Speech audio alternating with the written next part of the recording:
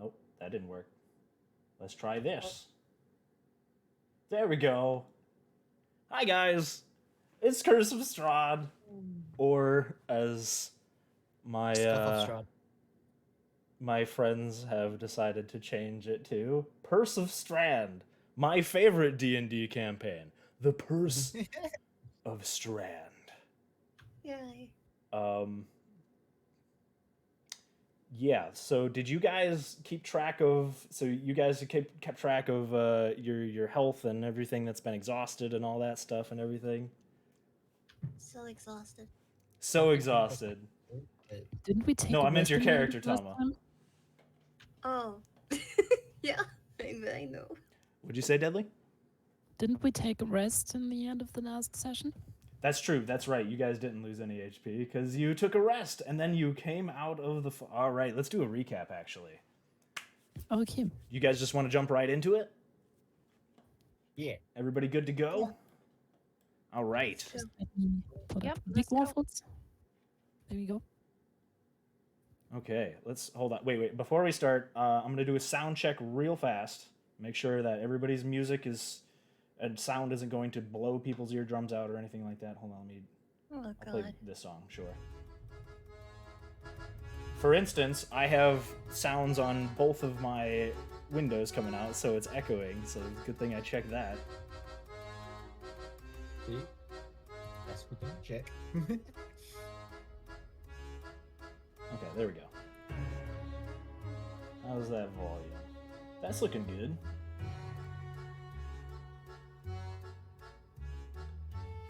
Perfect. Okay. Actually, you know what? I'm gonna keep this playing. I like this song. Here we go. This is perfect for like a recap song. So, guys, as we left off, your group, through various circumstances, met through a man named Aragol outside the city of Malatane.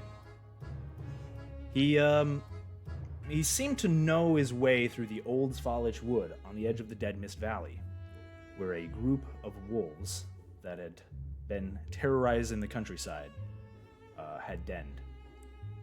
Two of you were tasked with killing these wolves, and were joined by the others. You did make it to the old Svalich wood, but what greeted you there were not some measly wolves, but large, terrifying werewolves. Realizing you were outmatched, you decided to run for it. Aragol chose to stay behind and buy you time. You ran deeper and deeper into the woods, being pursued by these werewolves, exhausting yourselves in the process. All while a strange, white mist enveloped you and your surroundings.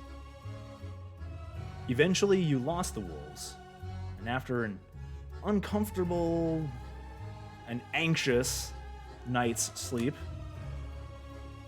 tried to make your way out of this unnatural fog. And that's when you saw it. Coming out of the mists and leaving it swallowing the road behind you. A wolf howl, almost like heralding your approach to this like massive stone wall held up by giant buttresses, flanked by impenetrable wood and hill on either side. I think I've got a picture of the giant wall in the handouts.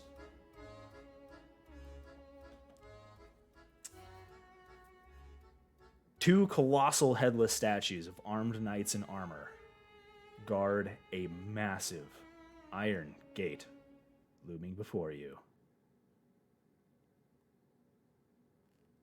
What do you do?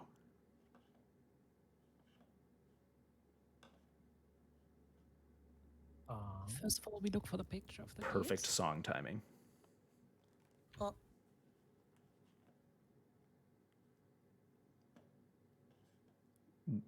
What are you guys doing? Okay, so Muffins, can you Can I put what? Go the ahead. picture up? again in the roll 20? It should be in your handouts. In the what? If you go to Ah. there's a tab. Handout. Gates of Barovia. Found it. Yes. There I'm you just go. dumb. Sorry. Wait. Oh, handouts. Okay.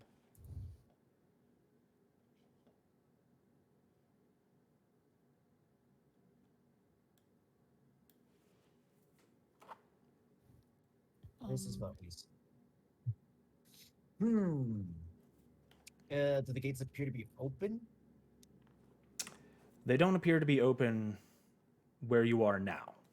They're it's you're about you're good 60 50 feet away, so it's hard to tell. They might be open a little bit or something like that. You're not quite sure. You can try and peer ahead and make a perception check if you would like. I think I would like to do this. Okay. Perception is there.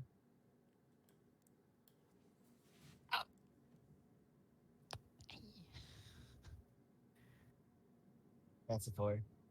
You got a 4? It's Yeah. really hard to tell. While the mist is mostly has mostly dissipated compared to the encroaching fog that had enclosed on you before. The mist is it's still there, still a little present. Very very slightly foggy out, but it's hard to make out from this distance. You'd have to get closer to the gate in order to really get a good look at it.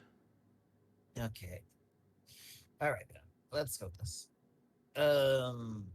Ladies, if I do say so myself, I would think a big gate such as this would probably lead maybe to a town or something, so we might want to go there. The know, assumption that Rest, food. civilization is near a building like this is definitely somewhat logical, I would say. I'm just wondering who built this. And It is a bit Why? I'd weird. be on the lookout for traps of any of the sort. I can only imagine that in a civilization, a town, a city, anything as secluded as this may not be guarded by just a gate. Yeah, just advance carefully. Gate is, from the looks of things, a bit big. So hopefully we're a little bit careful. Hopefully nothing bigger than a werewolf show up. Just a sign. Not trying to jinx it, but I think all in favor for going towards the gate and away from the werewolf infested forest. Say aye. Aye. I Aye. Anonymous. Let's go. All right. You guys decide to approach these gates. And as you do get closer, you get within 30 feet of it or so, you do notice it is slightly ajar. Enough for a person or a small, enough for a horse to probably get through. But no bigger than that. It is not wide open or anything. It is very slightly open. Okay. once again, Thuxara tries to go through the memories into her historical knowledge in the back of her head and tries to remember if she knows anything about civilizations in this area, has a clue who might have built this and for what purpose, and why the heck the statues are headless. Roll a history check for me. It is a 17. You look at these gates and you kind of look them up and down, and you suddenly feel like this strange sense of deja vu. Like you've seen this gate before somewhere. An image briefly flashes through your mind of this bright, beautiful looking stone wall, clear as day, shiny stones. The statues, still heads on them, standing watch over a small group of what looks to be soldiers marching through the gate. And just as fast as you see this image, it's gone, and you sort of you feel like this dull ache in your head, and you sort of bend down and clutch your head for a moment as the strange headache takes you. But as for the details about this specific place, other than that, you don't really know. You don't have names. Question about that: did the heads already lay in front of the statues, or They were no, they were the statues had heads on them. Okay. Yes, the I statues just saw the were artwork and I headed. saw, hey, there's a giant head laying in front of the gate. So, Non-headless statues. hey guys, we might want to watch out a little bit. Looks like these are not the youngest anymore, and they seem to come apart here and there. So beware of falling bits and pieces. Okay. I feel like if we just go through, we might be able to, as fast as possible, we wouldn't have to deal with it.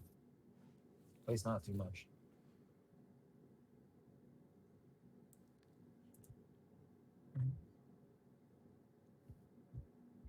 All right, Quinn, so you look like guys are you can say going.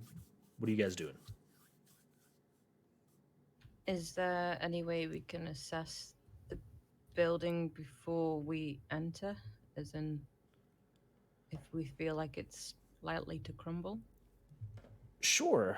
Make a perception check as Okay. you kind of like look up and down this architecture and see if it's stable enough.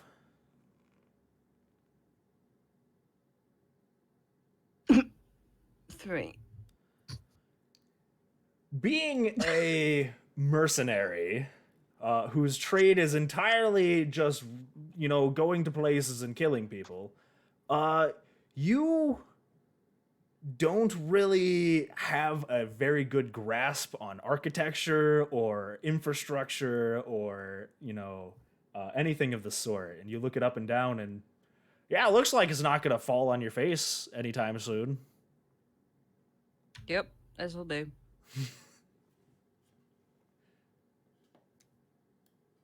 Anyone else want to double check me? I trust your judgment. And it looks stable enough. I mean, it hasn't fallen in on itself.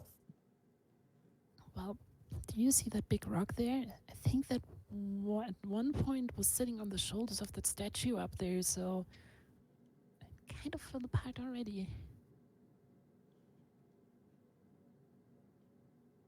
Okay. But the inside doesn't look to be falling apart. Statues' heads might be, on the ground now, but at least the inside isn't. So Can Lily look to see if there's anything like around the legs or anything that could be traps? You can make a perception check, yes.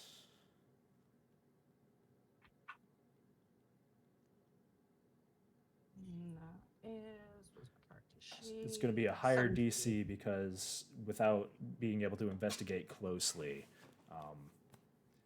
it's hard to it's hard to see something of that kind of nature.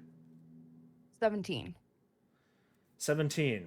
You look around the legs of the statues. You kind of look up and down on the left and right sides of the gate. Nothing mechanical or magical that you can see from this point that would indicate any kind of trap or any such thing. Just two very lonely statues standing a couple stories tall. Well, then, maybe we should just make our way through as quickly as possible and be on our guard. That's what I've been saying. Righto. All right, We you go guys, through. kind of you want to guys write decide a to song go forward about then. these two. Sorry. I kind of want to write a song about these two. You just Guardians of the Ages, standing here in never-ending duty, fighting on, standing guard, even without their heads. It's kind of poetic, don't you guys think? Sure. Yes, I don't see why not. Although men without their heads, Maybe. I don't usually have much use for those. Mm, they even without their heads, they still fight on. They still stand on. Maybe. Up to you. I mean, I'm not much for making songs or knowing about song making or anything, but if it inspires you, go right ahead. But let's get on through the gate, yeah. But let's not linger out here where the werewolves might come back. Oh yeah, that. Let's go. you guys continue forward, kind of looking at the head of the statue that lies on the ground in the front of this gate as it kind of watches you, its gaze unmoving as you move past it. You go through the gate, and nothing really happens. You move through the gate, and on the other side of this, you just see the trail continues into more of these woods.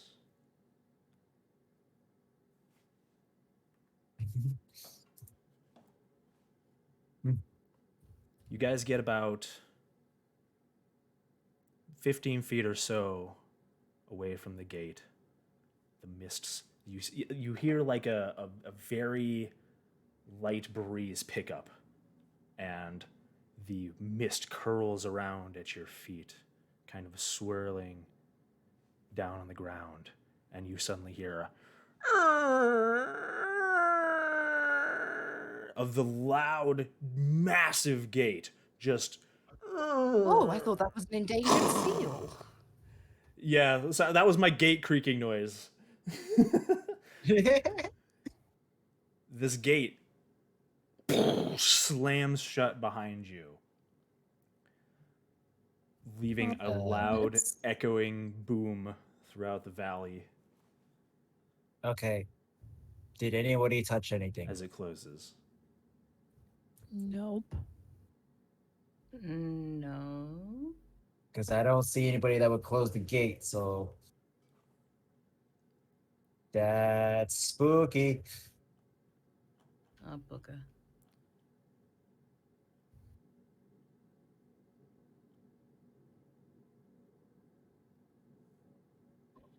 Well, no matter why it's closed, I'd rather be in here than out there, so maybe we should move on and not worry too much about things that we can neither decipher nor guess about. Yeah, can't really control whether we can get that gate open or not. So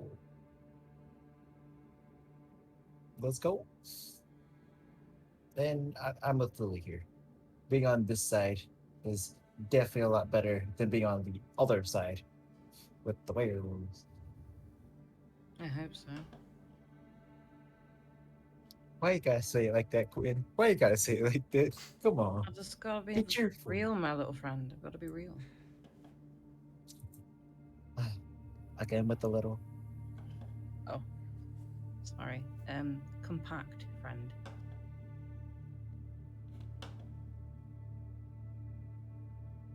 Alright, I'll take lead. Okay, Protect food. you guys are continuing onward.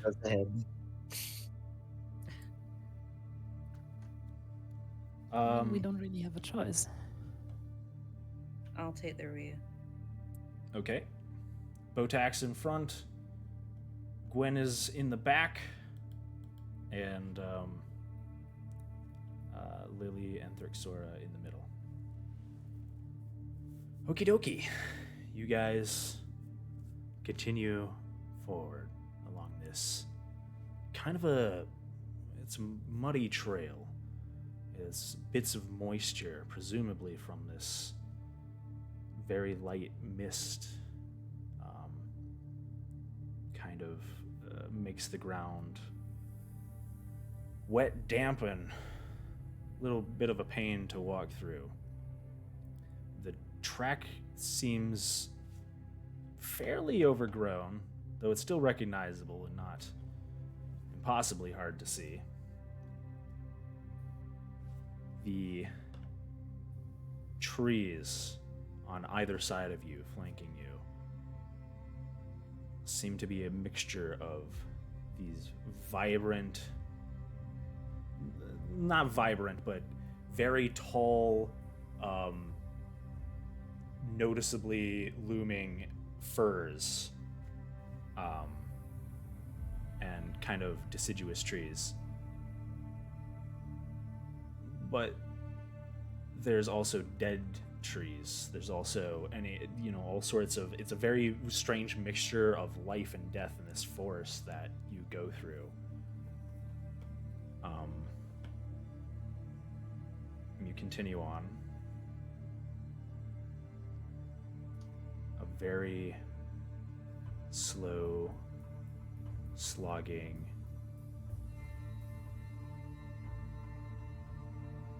very careful trudge through this muddy track. Are you guys keeping an eye out for things? Yes. Okay. We're just chased into this place by a bunch of werewolves, so it's best to keep an eye out. I'm mentioning werewolves a lot. What's your Did I mention guys'... werewolves yet? I don't have this written down. What is your guys' passive perception? That's just 10 plus your perception modifier. 14. 12. 12. 14. 14, 12, and 12. Wait, are we supposed to have proficiency? Hold on. Brain. It's 10 plus your proficiency. Okay, yeah, it is 12. Okay. So Botak, yours is 12. Gwen's is 12. Lily's is 14. I'm going to keep this in mind just for future references. Sorry. And Thrixora is 14. Okay. You guys continue forward.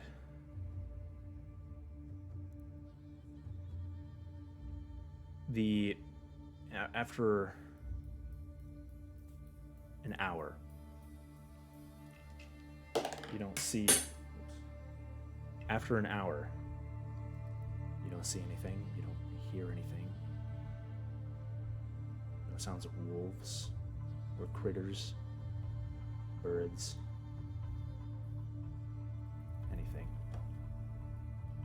It is the same lifelessness that you had encountered when you first entered these woods.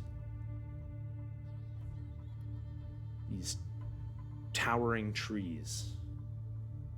Their tops are in a heavy gray mist, and they block out all but like this death gray light.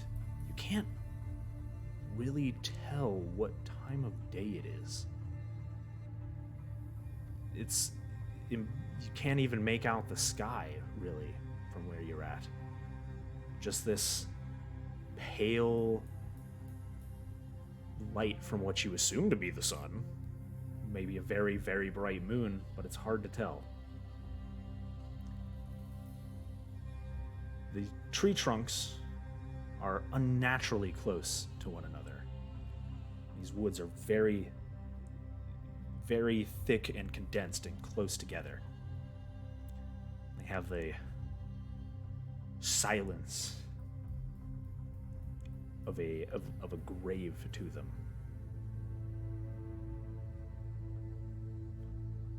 You trek on for another hour. No changes. Quick. Okay. What's your passive perceptions? Lily and Thurxora. You are walking along in between Botak and Gwen, and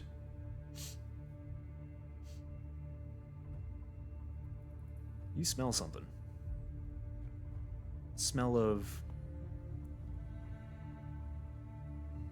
rot, of decay.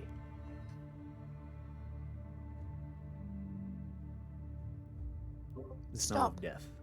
There is death nearby. I know that smell far too well. We should better be cautious.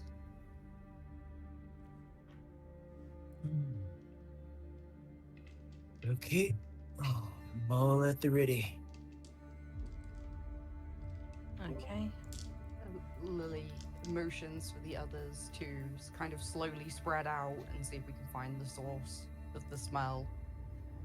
Okay. I smell it too. It's like something died somewhere and just.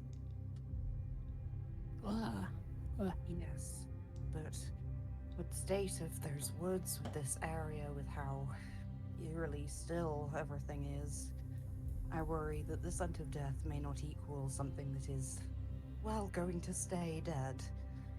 So, I think we should be careful.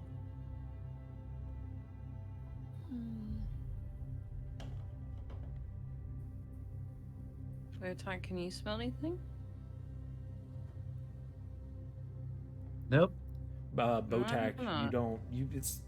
you can smell now that they've pointed out to you. You can smell it. You and Gwen Okay. can kind of, now that they noticed it, you kind of, oh yeah, it kind of does stink. Lily and Thurxora, roll a perception as you try and follow your nose, Toucan Sam style, to where this Oh my god. That did not to go where well. the stench is coming from. 9. 6. That's okay. It wasn't too high of a DC.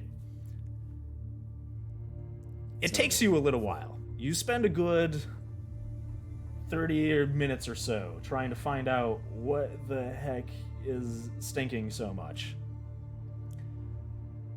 Eventually, Lily, you do see it. A kind of in this brush about 20 feet off the road in this thick wood, you see what looks to be a bunch of rags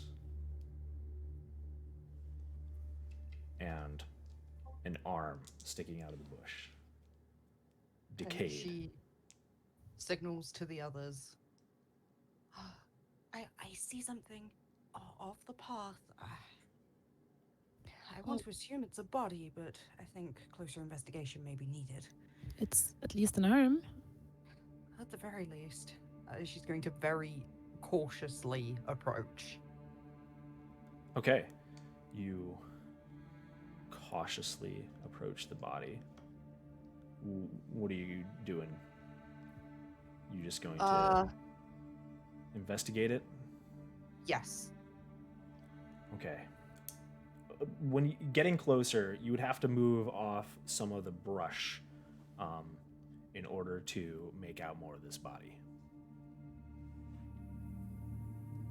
It's kind of just covered in, you kind of just see rags and a bush. Wait, don't touch it. I have an idea. Sure. What you got planned? I cast my mage hand Okay. to from a safe distance, about 25 feet away, try to uncover the body a little bit more to see if I can at least move away the rags. Okay, yep. You cast your mage hand, and this. Well, actually, your mage hand is invisible, right? I think. Yep. Right? You have a very. Yeah, okay. So you just see Therxora kind of do a single strum on their lyre, and suddenly something. Okay, it's actually somatic, so it would just be a movement of the hand. Okay. You see them Force do. powers. You see them do a twist of their hand, and you kind of just watch as suddenly the brush over by the bush begins to just start clearing. The branches and leaves are kind of pushed aside, and the arm kind of just flops onto the ground, and you can finally see what appears to be the dead body of maybe a commoner or something like that. The clothes are rotted, not too bad. They're still very. This body has not been here for extremely long. The clothes are still kind of fresher, from what you can see, but the man is very dead, very pale face, in the early stages of rigor mortis.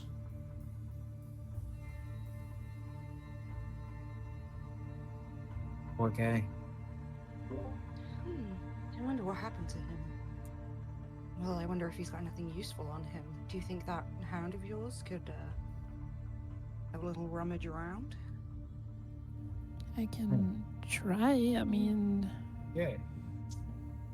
I don't see why he would have anything against us having a closer look through his pockets. How about the Um, cause of death? What does it look like yeah. killed him? Okay, come on. You would have to get Let's first closer in determine- order to find out. I'm doing so. Let's first determine what actually killed the person. Because if what killed the person is still nearby, I'd rather, maybe not see it, maybe see it, depending on if it's strong or A. So I'm gonna go to the body. Okay. You approach the body. I give the head a little poke with the maul, just be like, Roll a perception check as you kind of try and figure out. Or actually, this would be investigation, I guess. If you're kind of, are you gonna like move the body around and try and see if you can figure out what Yes. might have killed him? Okay, roll an investigation check for me. Hiya! Remember, these checks for anybody who's exhausted. These checks are a disadvantage. Oh, how do I add disadvantage to everything? Should I just roll a second one? Or... There is a we did a long rest, so we don't have anybody exhausted anymore. well, you guys Yeah. had You 2 do. levels of exhaustion. Yeah, Oh. me and Botak. Yeah, had me and- two. So So a roll long one rest now. only takes care of 1 level of exhaustion. Just So roll again, Chachi. those of you who had 2. There is an option in D&D Beyond to roll at disadvantage. I can't remember where it is. Right click on it, and then it gives you the ability to. okay. There So, you go. roll a disadvantage.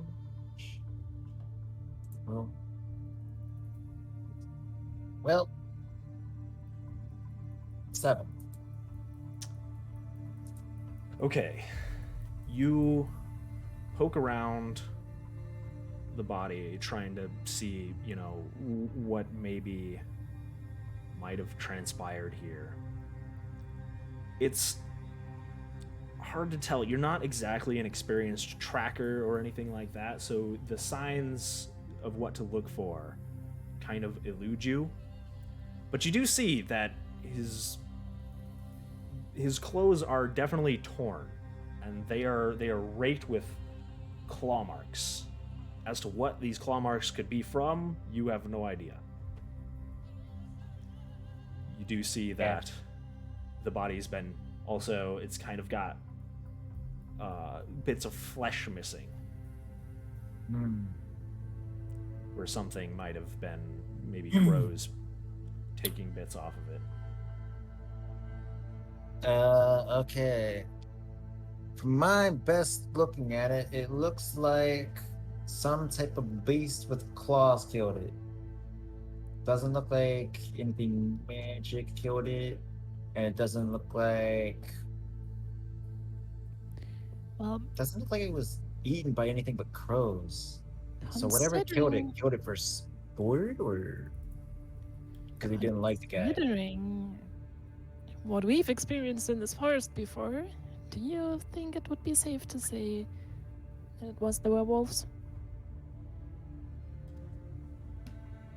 You It's the know, only there's a assumption we good can make. possibility. Mm. Chachi, as you're kind of looking over this body and while you're talking to them, you see it very tightly clutched in its hand. That is stiffened shut from rigor mortis. A slight piece of paper pokes out.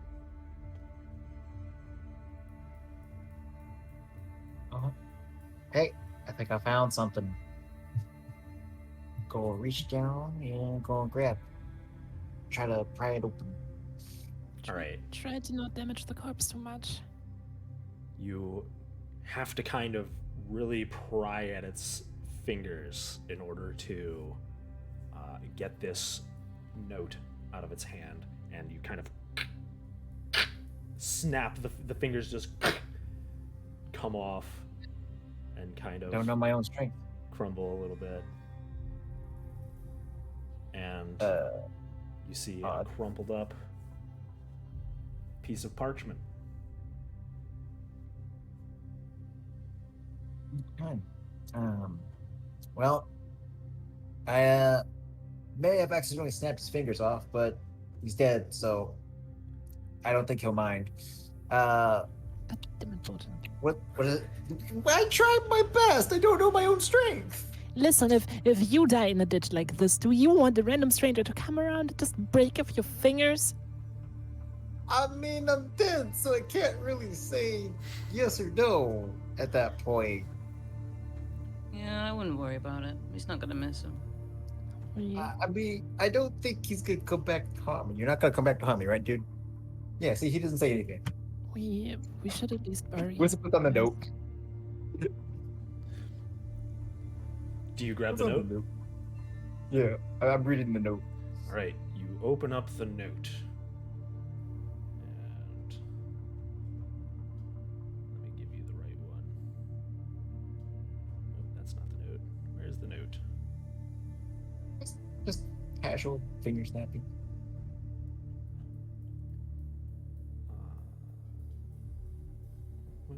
Hold on, sorry. The note is not on my list of notage.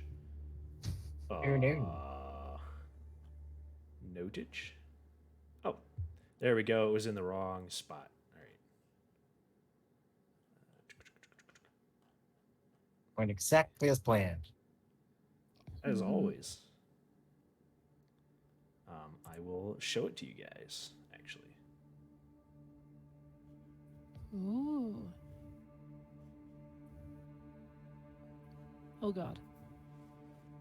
Somebody want to read this out loud? For the others, for everybody to hear? Or I Keep can if reading you that really as want. Burger Master.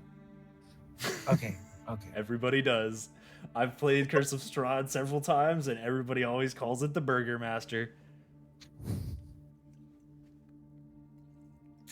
Hail thee of might and valor.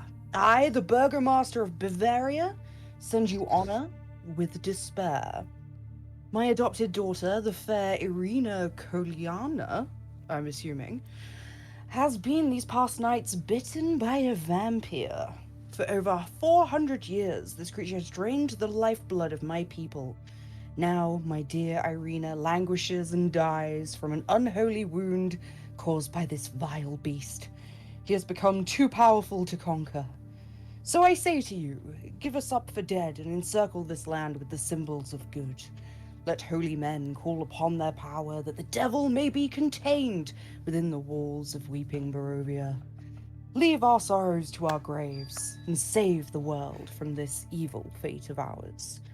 There is much wealth entrapped in this community. Return for your reward after we are all departed for a better life. Kolyan Indirovich. That's the one. The Burgermeister.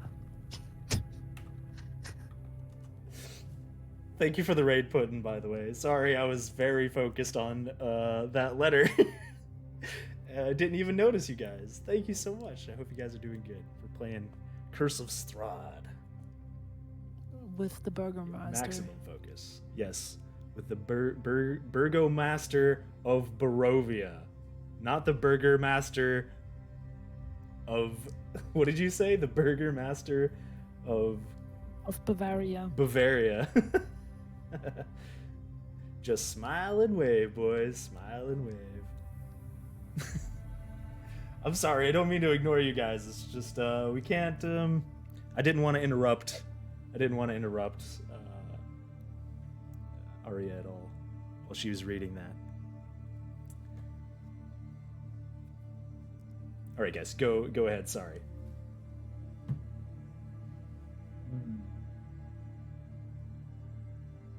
Burgomaster Barovia. Well, if this is him, actually, if this is him, how long has he been dead then? Well, I would assume that this letter is for whoever he sent to try and help this. What worries me is that if the of might and valor, unless whoever this person is, happened to find this note somewhere else, if they were intended to stop whatever this terror is that is too powerful to conquer, and now they are dead, I worry that it does not bode well for us. Yeah. On the other hand, I've always been rather intrigued by tales of vampires. As far as I knew, they were nothing but legend. I wouldn't say that, Les. I would. Vampires. Not the best creatures to come around. Quite strong little things they are. Mostly annoying. Living on for centuries longer than anybody else will ever do. Unless killed by sunlight or whatever other means we got to kill them. They're gonna probably outlive us. Well, So, don't think there's gonna be much sunlight here, so I don't like this. I got an idea then. How about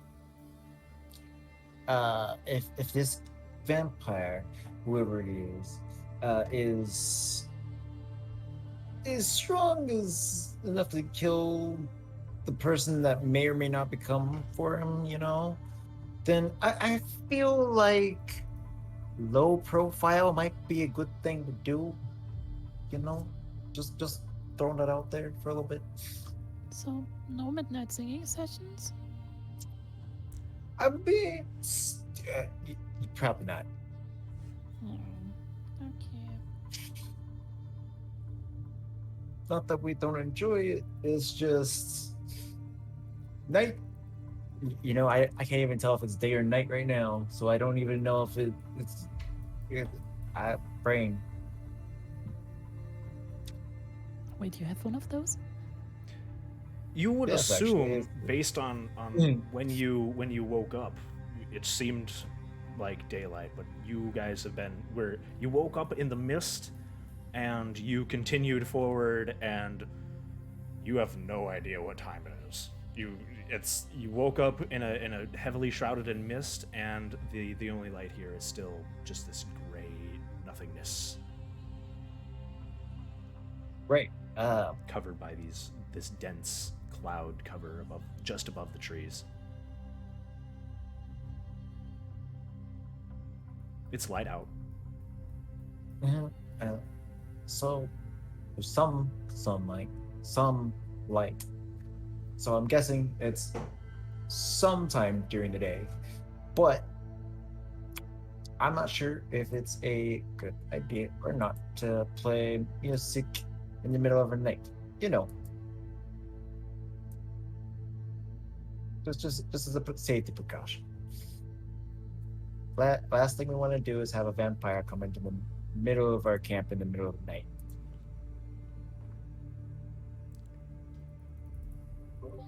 I think maybe we would be better pressed to try and find some form of civilization. I mean, if this person was meant to resolve the issue, then unless this vampire or whatever has taken out the entire village, surely they are still there, waiting for help, assuming they are abandoned.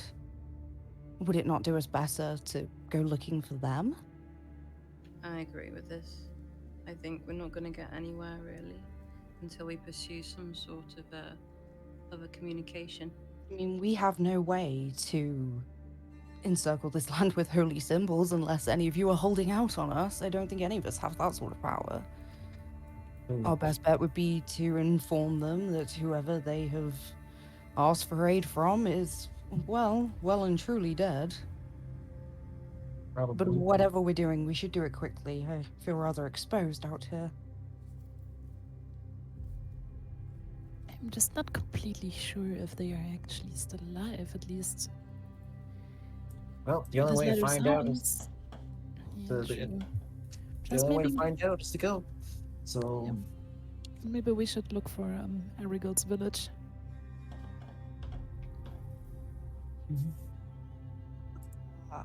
I worry with this letter that we found that finding Aragorn's village and finding these people may not lead us to the same place. There was something about that man. Just be wary. Well, I mean, it doesn't really matter which one we are looking for, because we True, no don't matter know who the we find. directions for either of them, so all we can No. do is go on and hope that we arrive somewhere. hey, right now, a village full of people is a lot better than in the woods where there might be something with claws trying to kill us. Exactly. Yep. Botek, does he seem to have anything else on him, or was it just the note? Let me check and see. You search through his body. We'll just use your previous investigation check. His clothes. You see what looks to be a very small dagger on his belt. Didn't seem to do him much good. But other than that, Not- just tattered clothes. Are there any Nothing- other anything else in the surrounding area by them? Perhaps Nothing they but had a a scuffle? small little You can roll dagger. you can roll an invest. What are you looking for exactly? Poor Just guy any- probably never got to use it. Just any other sort of extra evidence, I suppose, Okay, around the area. roll Like- investigation. Investigation check. Okay.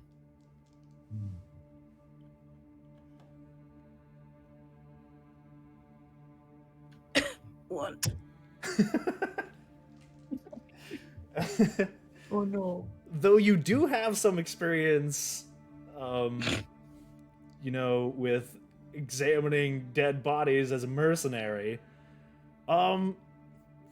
you're pretty exhausted. You're pretty tired after getting lost through that mist, and you kind of give it a quick once over, but the stench is starting to get to you, and you don't take too long, and don't really see anything of note with just a quick glance.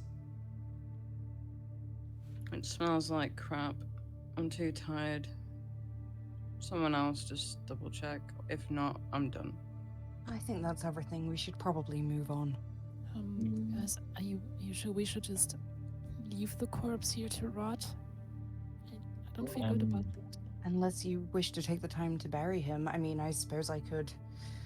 And she just holds up her hand again and sets her fire bolt in her hand. She says, I could always that's perform a better cremation. idea than just leaving him out here at least. Give him. I'm more than willing to. Okay. And she just, Let's just pull his body away from the bushes and everything. Last thing we want to do is set the whole forest on fire. oh, yes, of course. Yes. Just Have drag the someone body. like you around. I often start many a forest fire. She just waits until they've cleared them all, and then There's the fire's nothing a but good couple of dirt around. firebolts. Okay, so you drag the body away from the brush pile and start chucking firebolts at it. Yes. It takes a little bit, but eventually it does catch after you just nothing. And the clothes start to catch fire and the body does begin to start burning. And immediately that stench of death and decay starts to get way worse. It starts to fill your nostrils with this nasty, disgusting, rotted smell from this burning body. Nothing I'm not overly used to. Let's move on, shall we? Yes, maybe. At least this will provide a lovely distraction if anything's been trying to track us or find us. Mm-hmm. Good lord. But let's go before we start smelling like that. Yeah. I mean, on the other hand, smelling like this might actually not be too bad. Because at least the more feral creatures out there will probably, if they judge by their smell at least, think we are dead. Maybe. But there's also the chance of the scent moving from area to area and be like, oh, something's weird. Anyway, we're moving on. Let's not linger too long. Please. Okay. Are you guys continuing forward then? Yep. Indeed. Maul on my shoulder, just walking down the path. All right. Is Botak is taking point again then? Botek to the front.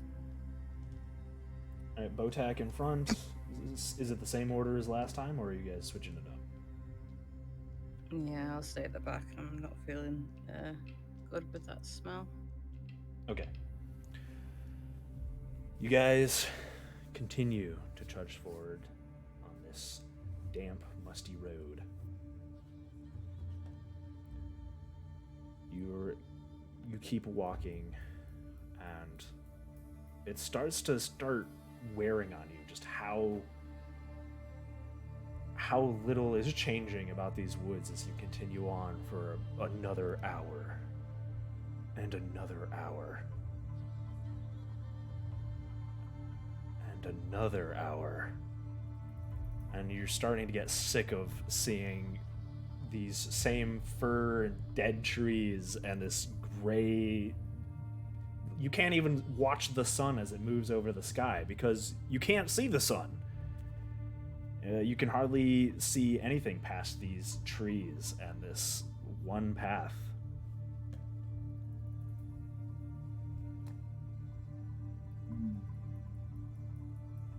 After several hours of trek along this wet road, though, you finally see it. An opening. A place without trees. You guys come to the edge of what you assume the edge of the woods, maybe a clearing or something like that. And before you see a very interesting landscape. And I will show it to you in just a second.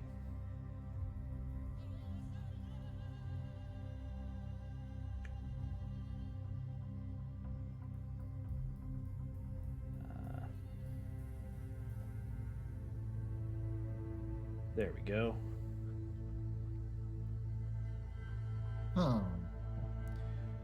As you come to the edge of this forest, you realize that you are on top of a very large hill or mountain of some sort. You see, at the bottom of a large valley in front of you sits a number of buildings. Perhaps a village or some sort, maybe the village you were looking for. Though it's hard to make out the details through a low fog that slowly moves across the ground of the valley. But that's not I what see catches your eye civilization. as much as what lingers over the buildings. Standing far above, on top of a mountainous plateau, sits a large castle-like structure, looming over the surrounding landscape with an imposing presence. It is illuminated Well, by that's what I call compensating for something. Impressive, though. illuminated by what you would assume to be the dusk of the setting sun, but it's well behind the mountains at this point. You can't really make it out. Yes, I think we should speed up a little bit if we want to arrive there before nighttime hits. I agree. We should not dawdle. Yeah. By the way, I dare to say that this is probably Barovia and not Arigold's village, because they have a castle worthy of a burgomaster. And Arigold's thing more sounded like a little village in the middle of nowhere. This actually sounds like a decent, or this actually looks like a decent-sized town. So Suppose we shall see, but maybe it would be best to keep who we've run into and who we've seen quiet until we figure out where we are and who we're in the company of. yeah, that's a good idea. Then let us make haste. Anything to be out of this woods and have new scenery around. Okay, so judging from where you are now, looking down in this valley, you see that the sky is becoming very darkish, a darker, finally able to clear these trees and see ahead of you. You see that it is becoming dusk. If not, it's hard to tell because the sun appears to be behind the mountains. It's hard to tell exactly what time it is, but nighttime will be approaching fast. And from where you are now, it would take about a half a day to reach that town.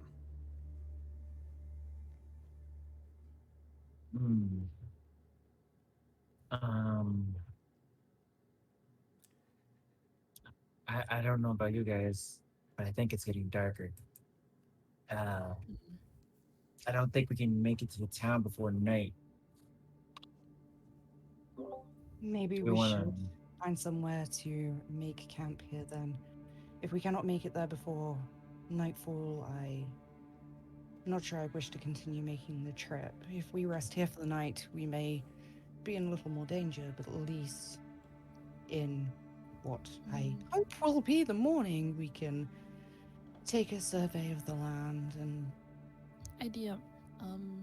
Just so we're not getting spotted when we're making camp, should we maybe just move into the woods a little bit, somewhere off the path? yes, I know that you Yeah. despise these woods, Botak, but honestly, being just a little inside them would provide us with much better cover.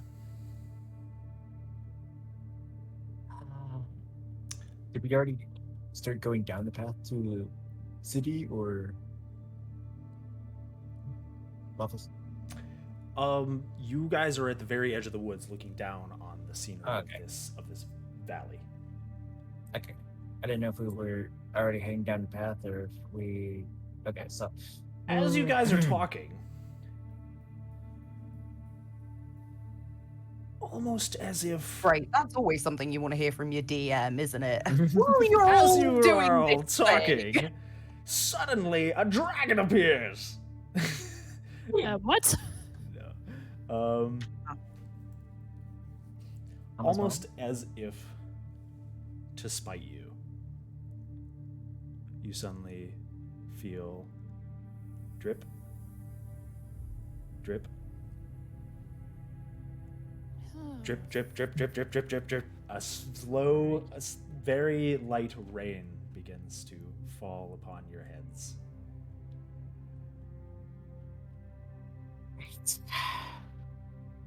Woods it is. I don't know if I've ever told you, kid. No,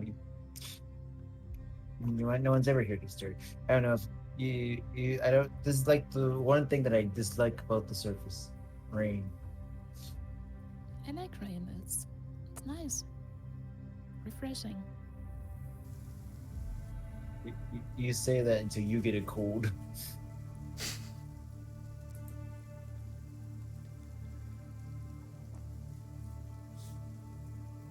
This rain. Well, actually, what are you guys doing? What's your plan then? Starting to make a camp on the inside of the forest. Okay, At the are you guys edge. looking around for like a place to set up camp? Yeah. Yeah. Okay. As you're looking around, you kind of are you hanging out near the edge of the wood, or where are you guys going back deeper into the wood, or are you guys just kind of We're want to camp essentially at the very trying edge? to. I think we're trying to find a clearing somewhere we can set up as close to the edge of the woods as possible. Okay. Everybody make a group perception check for me.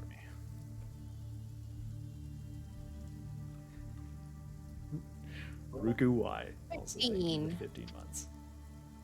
Ain't. Thank you, Ruku. Hey, double sixes. I got an 8. Oh no, 1 to 9. Got me.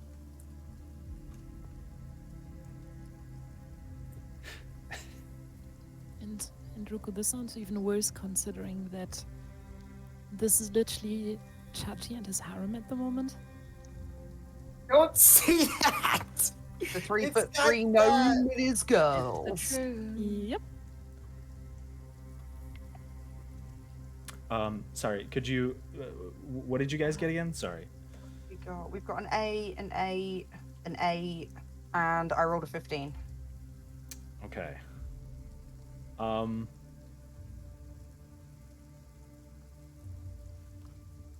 Lily, you are kind of looking around the edge of this wood, trying to find this clearing, trying to see if you can find anything that would be a good place to make camp. And the rest of you are having a hard time. This is a very dense wood. It's very thick. You would have to it would take some effort to clear out enough space to actually start any sort of setting up your tents and your campfire and things like that.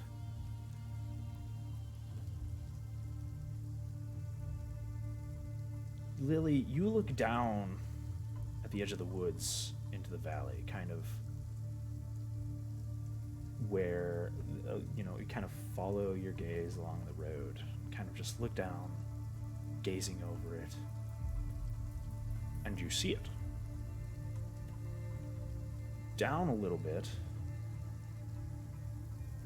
towards, a few, maybe a couple 100 feet away, down this hill at the very bottom,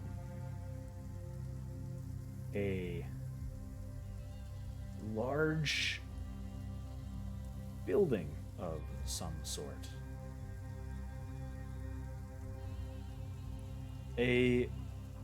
What seems to be a very tall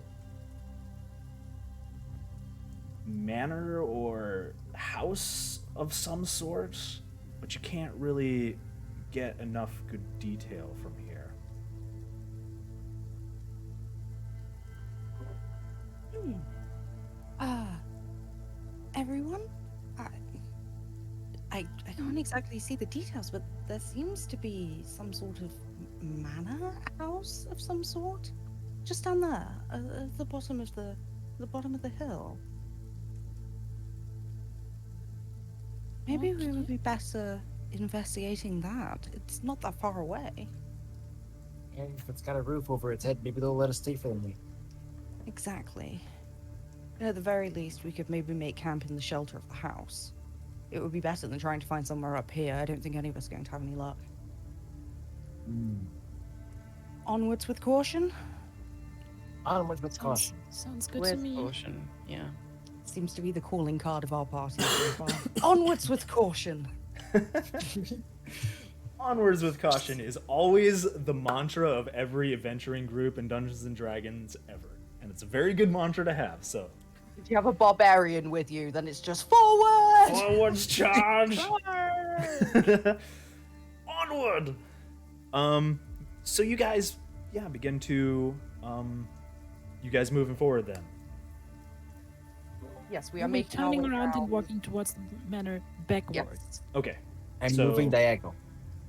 Zigzag. Zigzag. Yes, we are Backwards, zigzag. snaking. All right. As you guys continue down the road, you do notice a small overgrown trail that splits off from the main section of the road. You travel maybe it's a couple hundred feet, but it doesn't take you too long to get there. And as you approach closer, you see you kind of have to squint a little bit. Two small humanoid figures at the edge of the intersection.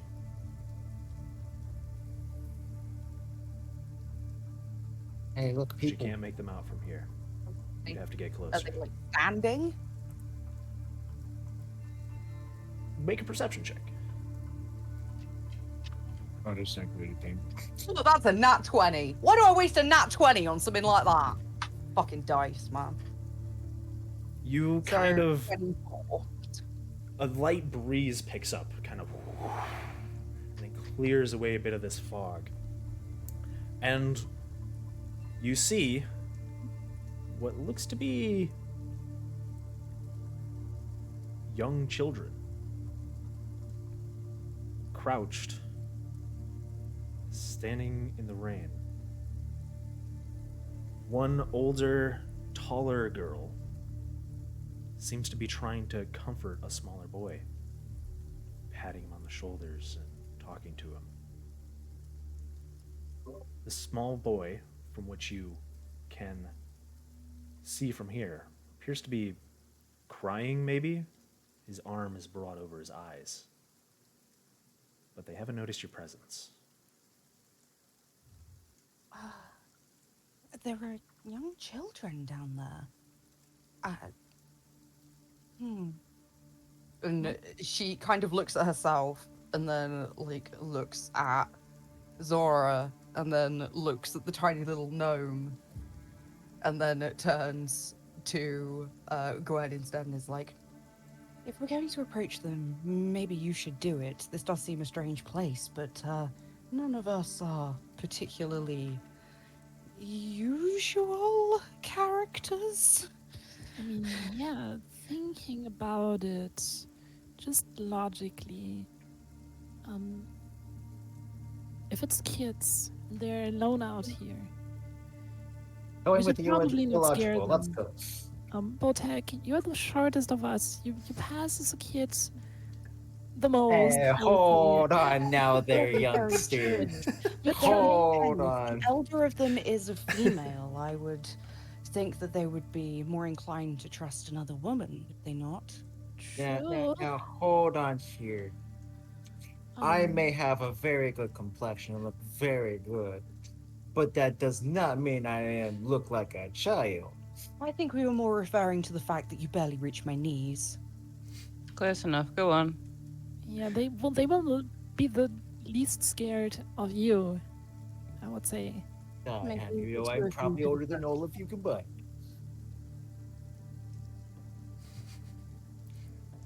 Well, you're still Well, just You reaching have to the the wisdom to kneecaps. rise above, do you not? Maybe it would be best for the two of you to approach them and see if they are locals, if they've run from something, if they're orphans. Just be nice. Go in What's there. my The middle younger name? one, Let's the go. younger one looks upset, so be gentle. Gwyn flicks Botak forward a little bit with the tail, very gently. What? I'm already going. Flicks harder. All right Hey. then. All right. Hey. Come on. Are you Come on, approaching little then? one. Yeah. Yes. How are you approaching them?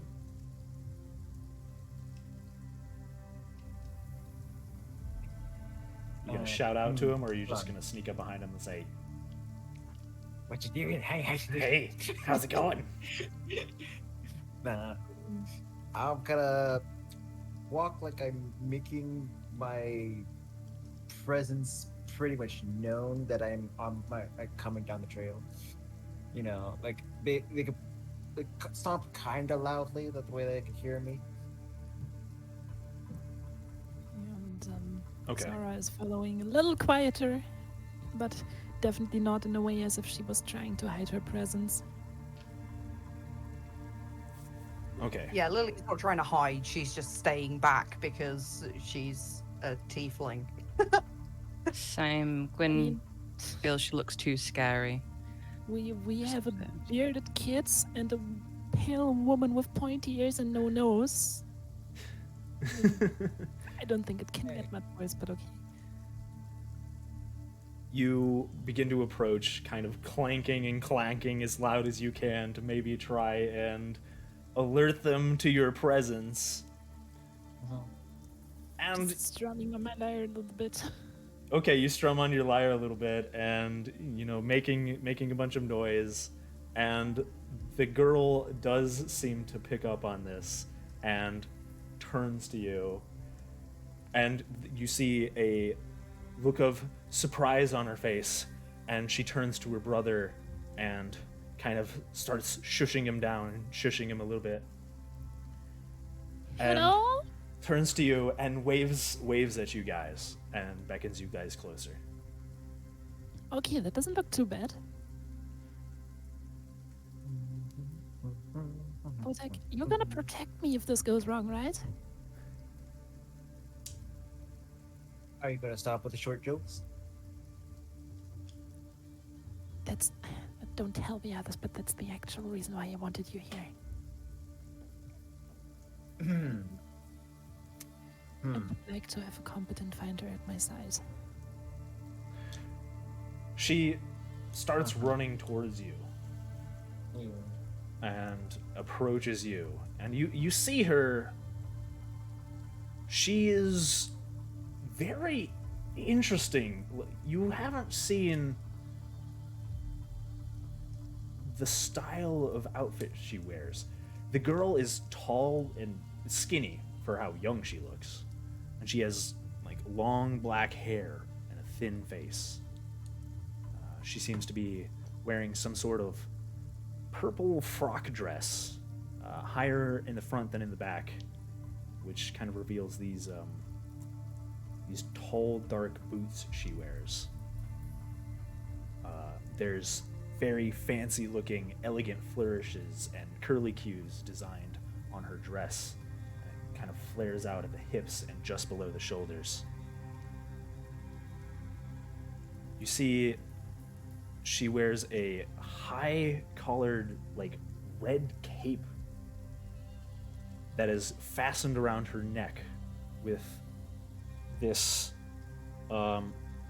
brooch of what seems to be like a golden windmill or something of that nature.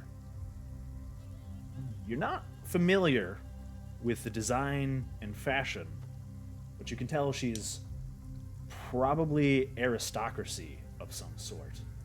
Like, this is not a outfit that you would see on someone who would be a commoner for sure. These are very nice looking clothes. She looks fancy. She approaches you, and her eyes are kind of reddish. You can tell she's been kind of crying as well, though she not at the moment. She seems very excited to see you. Do you work for the Burgermeister? She says as she approaches you. I am afraid that we do not. We have just started passing through the woods, and we are just looking for a little bit of shelter. Hmm? Hello, little one. My name is Thuxara. I'm a wandering bard, and we are on the way to Barovia to tell tales of our folks. So, yeah. I guess we're somewhat on the right path, if you know the Burgermeister. I don't know the Burgermeister. The Burgermeister. Oh my gosh, you guys got it stuck in my head, and I will never be able to unstick it now. I don't know the Burgomaster, but you guys look like you know how to fight. There's a monster in our house, she says, and she points towards that tall building that you had seen before. She kind of points in the direction. You see it's about 50 feet away from the side of the road at the very end of an overgrown path, surrounded by like this bent and unkept wrought iron fence. Lilith is gonna approach, seeing how she's dressed and kind of recognizing kind of the air of nobility and being of it herself, and kind of gives her a little flourishing bow. So, What exactly has happened? Well, we've been standing out here for hours, not knowing what to do. There's some sort of monster in the house. It's been howling. Our parents, they disappeared a while ago to take care of it, but we haven't heard from them in hours. And, well, we don't know how to get to the village or where to go, so we just kind of waited out here.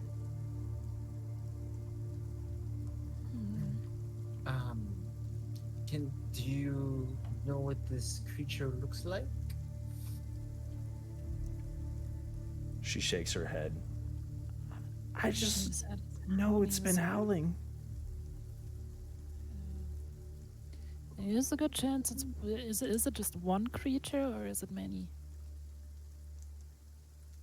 I don't know. It's just making these loud noises. Okay, young one, you did well. And you looked after this one well. You did as you should have. We'll see what we can do. And stay put, yes? Do not get yourselves in any trouble. Okay. You see the boy also approach. He walks up and she sort of looks to him and takes his hand.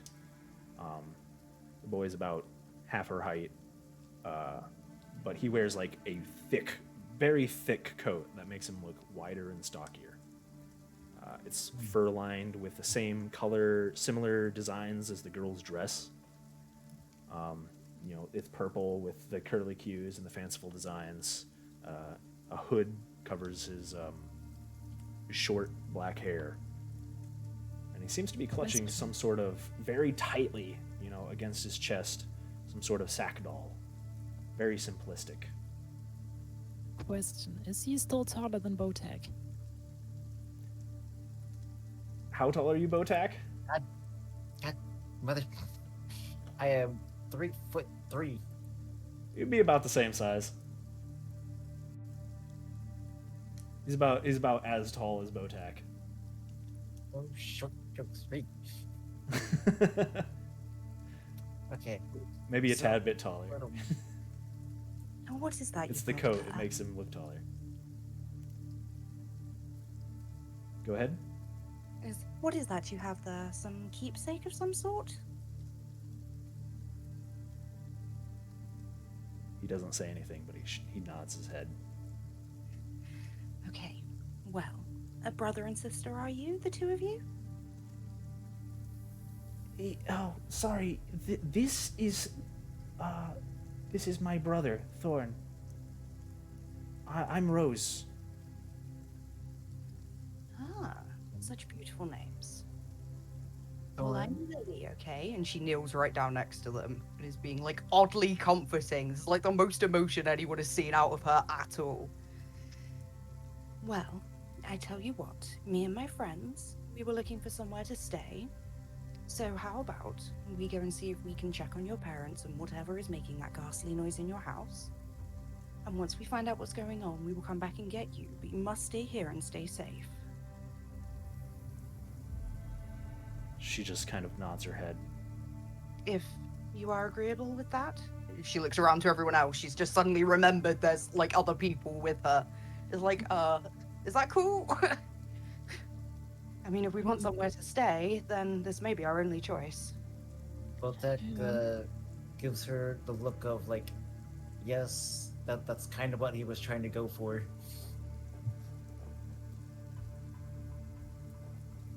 So you guys, Yeah, you're gonna good help idea. us? Yes. We'll just try and handle what's inside. I want you We'll do our two best. to stay out of sight, okay? And we'll do what we can to either drive the creature away or get rid of it. Okay. Thank you. She kind of, you see a kind of a look of relief washes over her face. Thorn, they're going to help us. Is there is maybe one way you could help us as well? Is there anything you could tell us about your house? Any extra ways in or out? Anything we should look out for as we maneuver the place?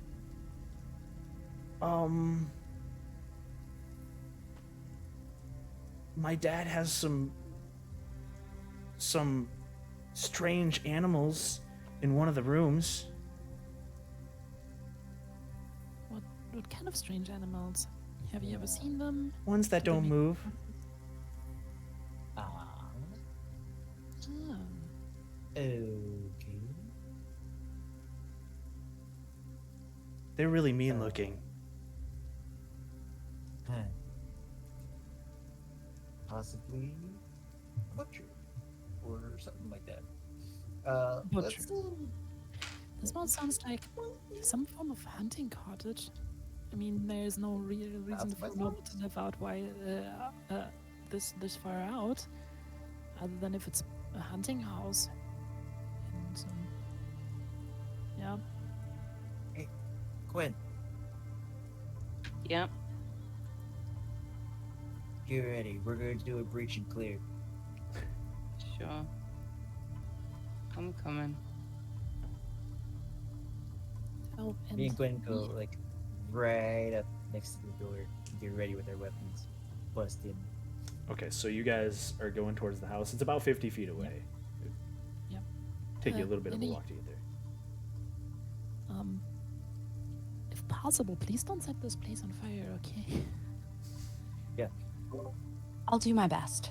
I mean, it is raining, but yeah, don't fly on fire. I shall attempt to aim for only anything that is trying to kill us and not the drapes.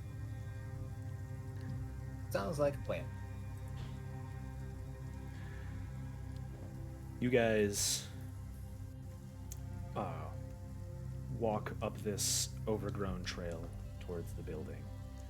And it's 4 stories tall.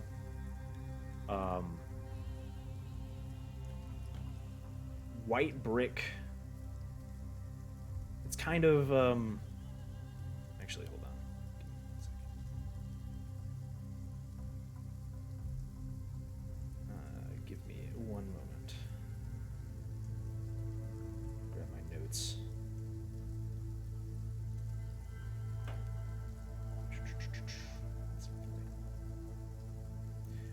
Um, it's a 4-story building made of like white brick. It is narrow at only about 30 or so feet wide in the front, making it seem almost disproportionately taller and awkwardly looming. The bricks are cracked in places, and several chunks of old gray shingles on the roof seem to be missing. It's an older house, but still somewhat elegant looking nonetheless. The wrought iron fence, in the places where it does stand completely upright, is kind of unkempt, and there's very fancy designs and flourishes on this fence, and it looks very beautiful. And it might have been very pretty at one point if it was all standing upright. Flanking the house on the left and right looks to be an old stable on the left, and some kind of outbuilding on the right. They look older than the house itself, kind of sunken a bit. The many windows of the main building seem to be framed and decorated with black iron patterns and ornamentation, akin to the wrought iron fence behind you. They're mostly brightly lit from what you can assume to be lanterns, and from the bottom right window flickers a warm firelight. The entrance to the house seems to be a stone portico on the left-hand side with an archway that's guarded by what looks to be an iron gate. A couple of feet behind the gate, lit oil lamps hang from chains on either side of the portico, flanking a large pair of oak doors. What do you guys do? Well,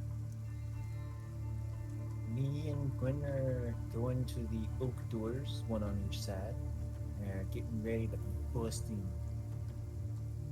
Okay. So as you approach the house, you have to open up this gate that is in the front of the portico. There's like this iron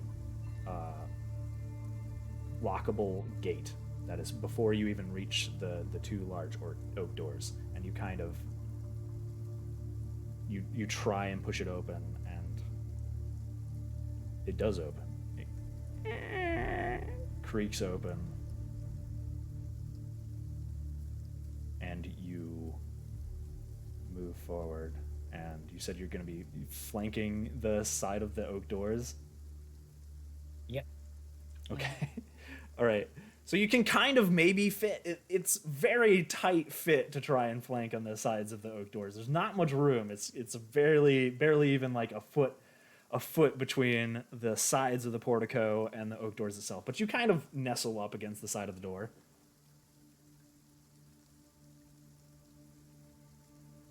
Should we listen in first before we approach to see if we can hear any of those noises? Not a bad idea. Okay. You guys are gonna listen. Yeah, gonna see if we Both can of hear you, the both of you, sound. make a perception check for me.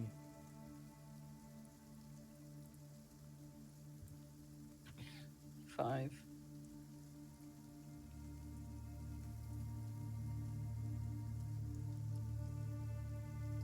12. 12. You put your ear to the door, try and listen for any signs of a howling that was described by Rose. You wait for a minute. And you do hear something. You hear very briefly, doesn't last very long, but a very brief muffled sound of what you could describe as howling, kind of this noise noise muffled from behind the door.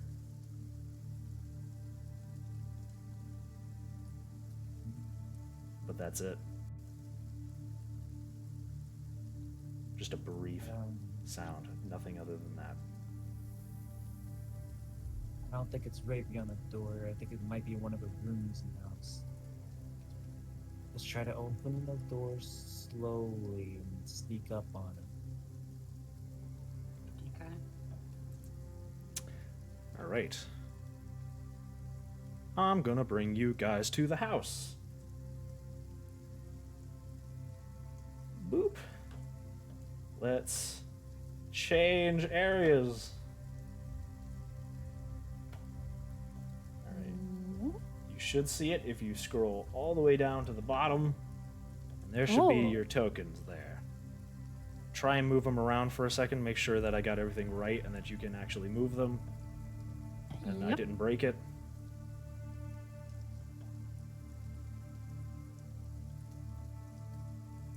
Okay, you guys can all move them? All right, sweet. Tama, can you move yours? I've got to do this Yeah, ahead of that's time fine. because Roll20 will scuff. Do I just move the picture at the bottom? around? Yes, the little picture of your face. Yeah, yeah. You can Got it. slide that around. Yeah. You're not moving. Am I not? Like, click the one on the board. The board's black. No, scroll. You gotta scroll down. Scroll down. It's at the very bottom. Yeah, it's a tall Got board. it. Got it. Yeah. Okay. Sweet. Oh, Awesome. You yeah. guys can move around. Sweet. Okay, so you would be right at the front. You'd be behind that gate. Botak and Gwyn, you'd be right there, ready to open those doors. So you'd be right in here, inside the portico. Okay. Okay, you guys move to open the doors. Yeah, slowly and quietly. Okay. Slowly and quietly, you swing the doors open. You try the door handle. It's unlocked, and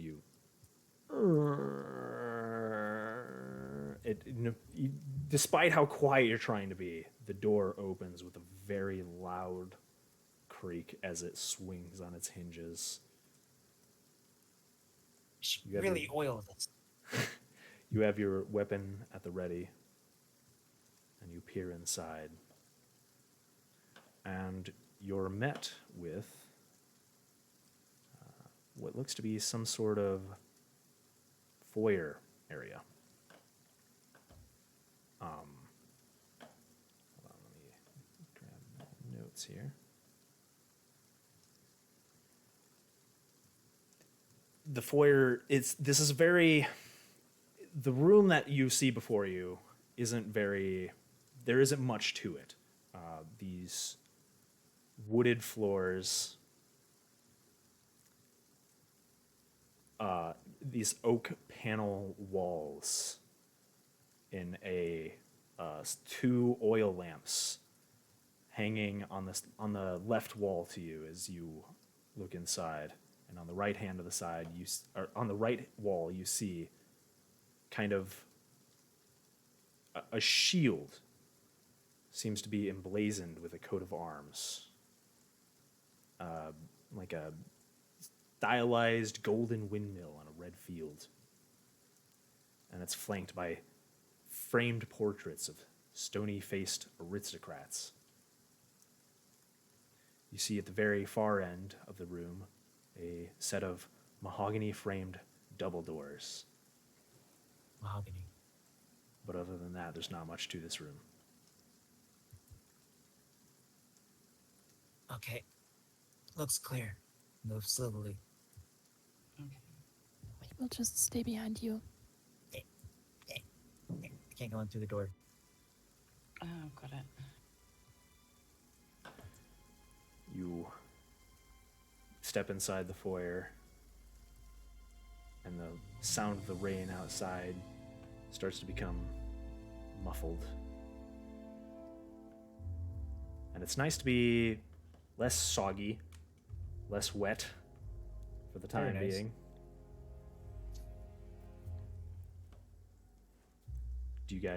Are you guys going through the next set of doors?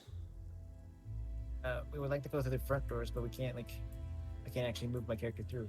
Oh no, I bet you, hold on, let me turn that off. I bet you I know what's happening.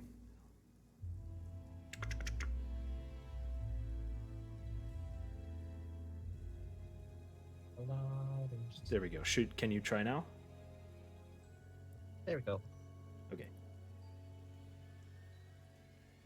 Slowly moving up to door.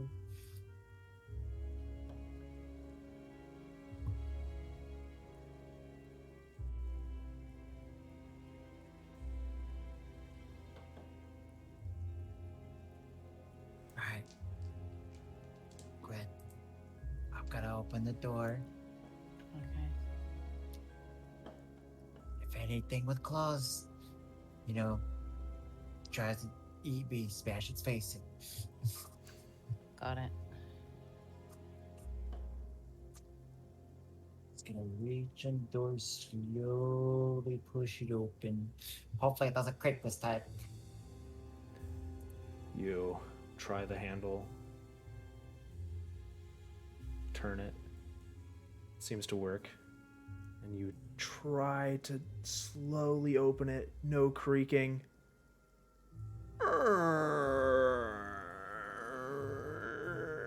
You kind of cringe as, oh, God damn it. And it's slowly opening with this loud creaking noise. These kids really need to hire a butler or something to oil those doors. You open the doors to a wide hall running the width of the entire house. In this room, you see a black marble fireplace sitting at the end closest to you, and a red marble staircase that curves upward at the other end. The wood paneled walls here are ornately sculpted. This is a much prettier design than the foyer you're currently in. You see images of vines, flowers, nymphs, satyrs, all sorts of interesting design patterns on the walls. Mounted on the wall above the fireplace seems to be some kind of long sword of some sort. There's... Oops, hold on, let me reveal the rest of this room. There are 4 doors on the east side of the room. Vases filled with various dried plant decorations sit on pedestals between 2 doors directly opposite of you. Next to those is a wide nook with a wooden archway in which sits 2 more doors in a corner. And directly to your right is a red cushioned bench which is sitting next to a door to your west. Large oak and very beautiful looking doors.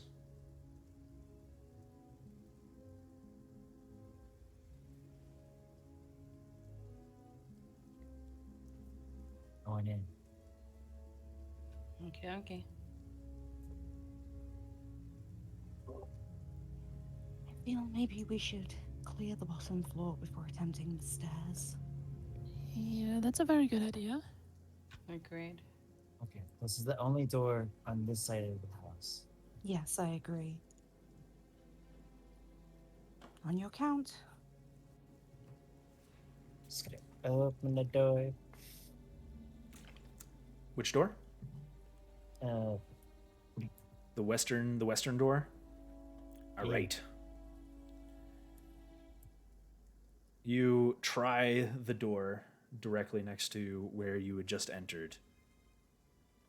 And as soon as you open the door, and look to your left. You kind of tense up and freeze in place. A wolf in a snarling pose bares its fangs at you to the left. There's a brief panic, and you kind of begin to move towards your sword.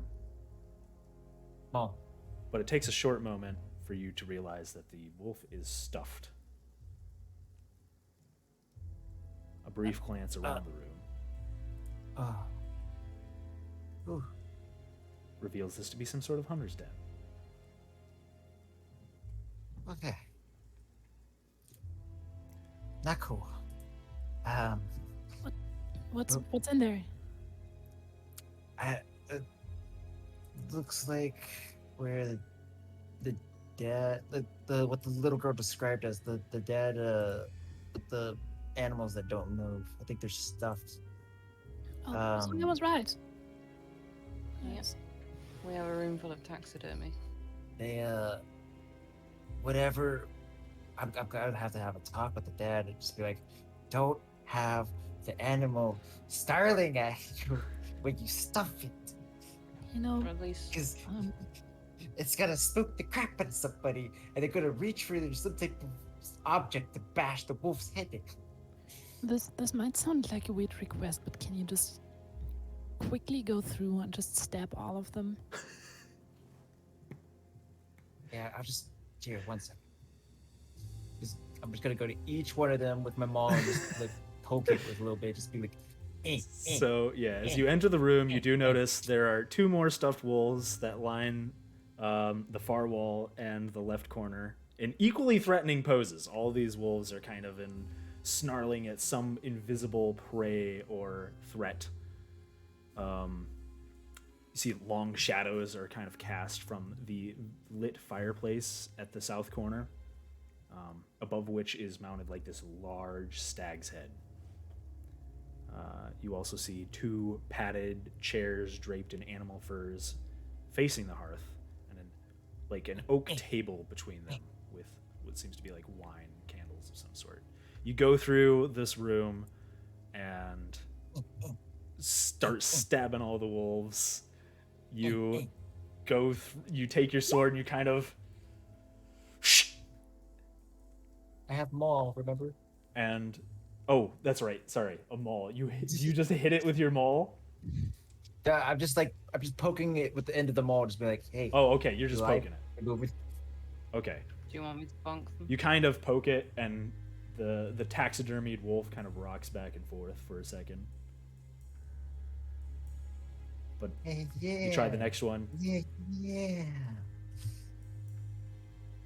The next one, same Yeah, thing. You're all soft. All right. Okay, now I'm happy. Thank you. Well, at least they're stuffed wolves, not stuffed werewolves. I would have freaked. Okay. This room looks clear. You look around the room. You also see a cloth-covered table surrounded by 4 chairs, but there's nothing on it. The table in between the 2 chairs by the hearth has some sort of like wine and goblets and a lit candelabrum. It looks very romantic almost. And there's 2 large cabinets on the north and east walls. Are the cabinets large enough for a werewolf to hide in them? Are they big enough for a person to hide in them? They are pretty big. Yeah, yeah. I would say a person could probably fit in there. Shall I check one at the top and someone check the one on the left? Yeah. I got the. Okay. All right.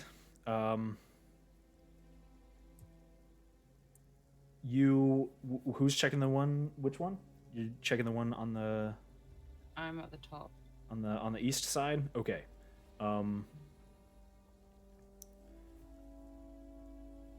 You go to try it, Gwen. You go to try and open the cabinet, and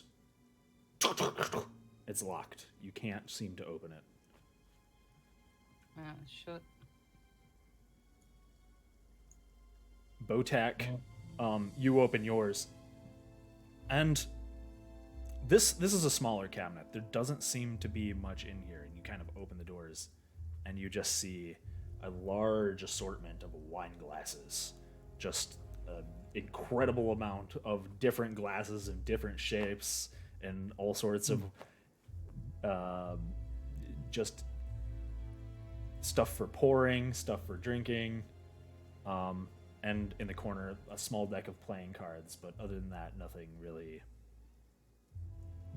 in this cabinet. I found their wine cabinet. Okay. Ooh, no playing worries. cards. I wonder if the kids will mind if I take these. Don't steal shit. We're I'm here to. gonna ask them. I'm not gonna We can- you steal. Listen, Botek, you can ask them if they're still alive. Once we're done here, but for That's now true, we they have might be dead bigger already. issues than a wolf. Than a deck of playing cards. So, first the drop, then the stealing. Madame, I protest this. I am not one that would ever steal from a person.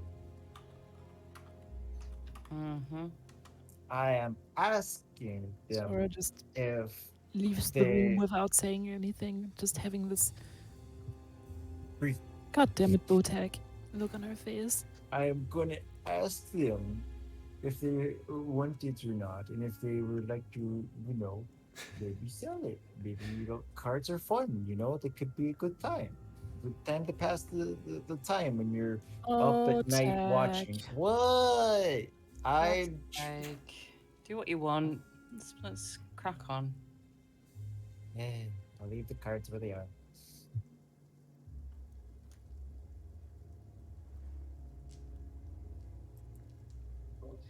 Lily is listening at this door. Okay, you put your ear up to the door, kind of listening for any sounds of this howling or any such thing. Nothing. Xora, she sees what she's doing and does the same for the door next to it. You also put your ear up to the door. Actually, roll a perception check for me. Actually, you too, Lily.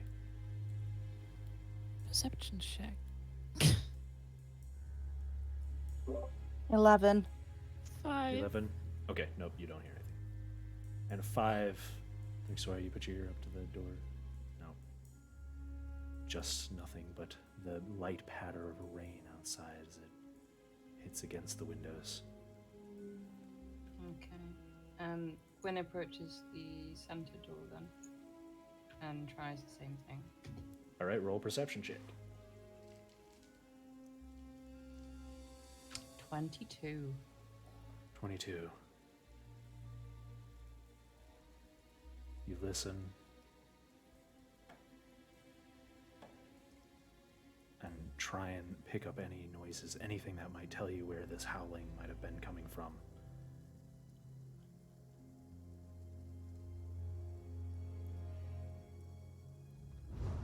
And you just hear lightning outside.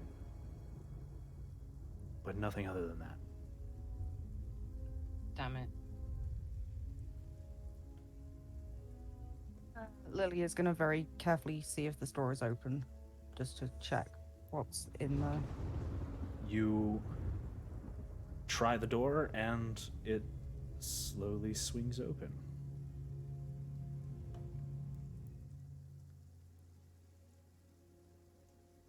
Oh, that's not working. Why is it not revealing?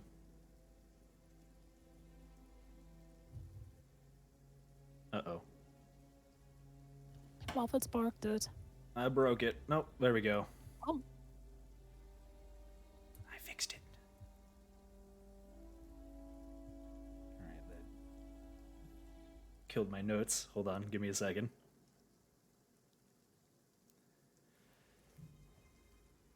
You open the door, and you see what looks to be a very brilliantly decorated dining room. From where you're at right now, you can't get a very good look at it, but you do see, kind of at the very far end of this room, red silk drapes covering these large windows, several of them on the east wall. And this mahogany table surrounded by high-backed chairs with sculpted armrests and cushioned seats and a beautifully lit chandelier hanging above the table. And on the table, you see food. But you can't really see it from where you're at that well.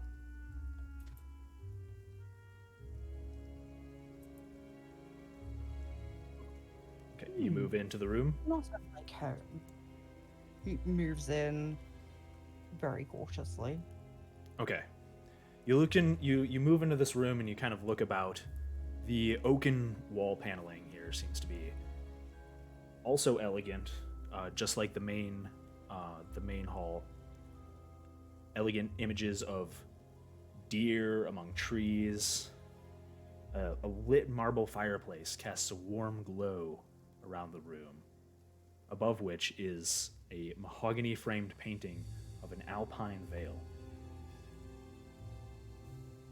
The south wall has a tapestry hung from a large iron rod that depicts hunting dogs and horse-mounted aristocrats chasing after a wolf. But what really catches your eye is this table. On the dining table is a resplendent feast of meats, venison, goose, chicken, fruits, apples, grapes, cheeses, breads, jams, all like laid out on this table. In front of each of the table's 8 high-back chairs is a place setting which is covered with resplendent silverware and crystalware polished to a dazzling shine. Every plate seems to hold morsels of food, and each shows signs of having recently been eaten. Looks as if the dinner party left mid-meal. It looks as though they left in a hurry. Attacked mid-meal, I would presume? Although, why so many people here, if only parents and 2 children? Where is That's a everyone very else? good question. I think we should finish exploring this floor quickly and figure out what exactly is going on here.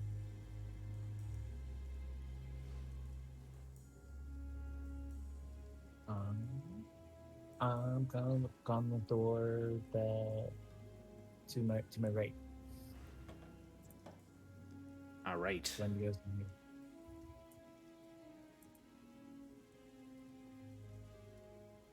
You open the door to your right to see Boom, baby. what seems to be the kitchen. You kind of Why does it look open like it's got a toilet in it? I was gonna say. with a Is toilet. that in it. It's a especially kitchen Tama? toilet. Yes. You open it. Just to make Tama feel more at home. Yes. I mean, do you not have a toilet in your kitchen? Yeah, who doesn't have a toilet in their kitchen? Obviously. Yeah, come on, Arya. You gotta cook your food and relieve yourself at the same time. All right. Anyways, it seems to be a kitchen. It's tidy and well kept. You see dishware, cookware, utensils neatly placed on shelves, various kinds of knives and cooking implements hanging on the walls, a work table with a cutting board and a rolling pin atop it. On the far left wall, you see like a stone dome-shaped oven. Its bent iron stovepipe connects to a hole in the ceiling. You see also a thin door sits just to the left of the oven. And at the other end of the room is a tiny door about waist height, kind of squarish, about 2 feet wide, in the southwest corner of the room with a little bell hanging next to it. Damn it, Deadly. Why?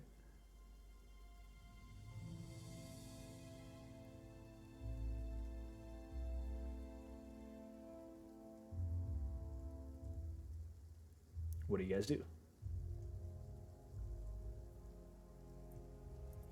Well, doesn't look like there's anything in here. Whatever's causing the ruckus and howling doesn't look like it's on the first floor.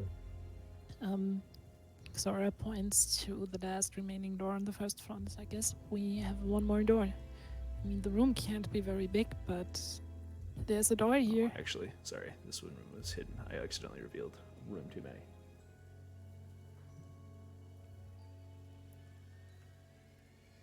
Eddie, would you do me the honor of opening the door?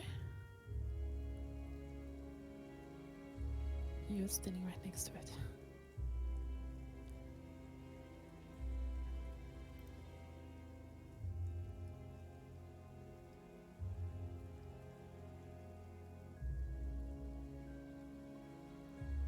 Lily wants to try and open this little door.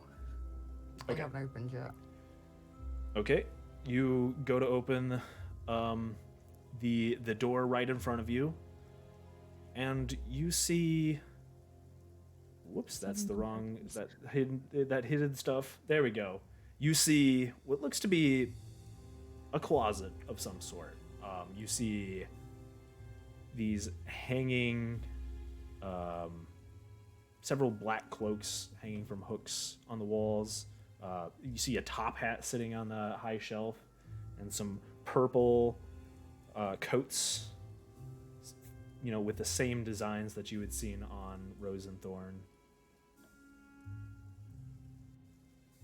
Oh, nothing interesting, just a closet by the looks of it. Anything interesting in that room?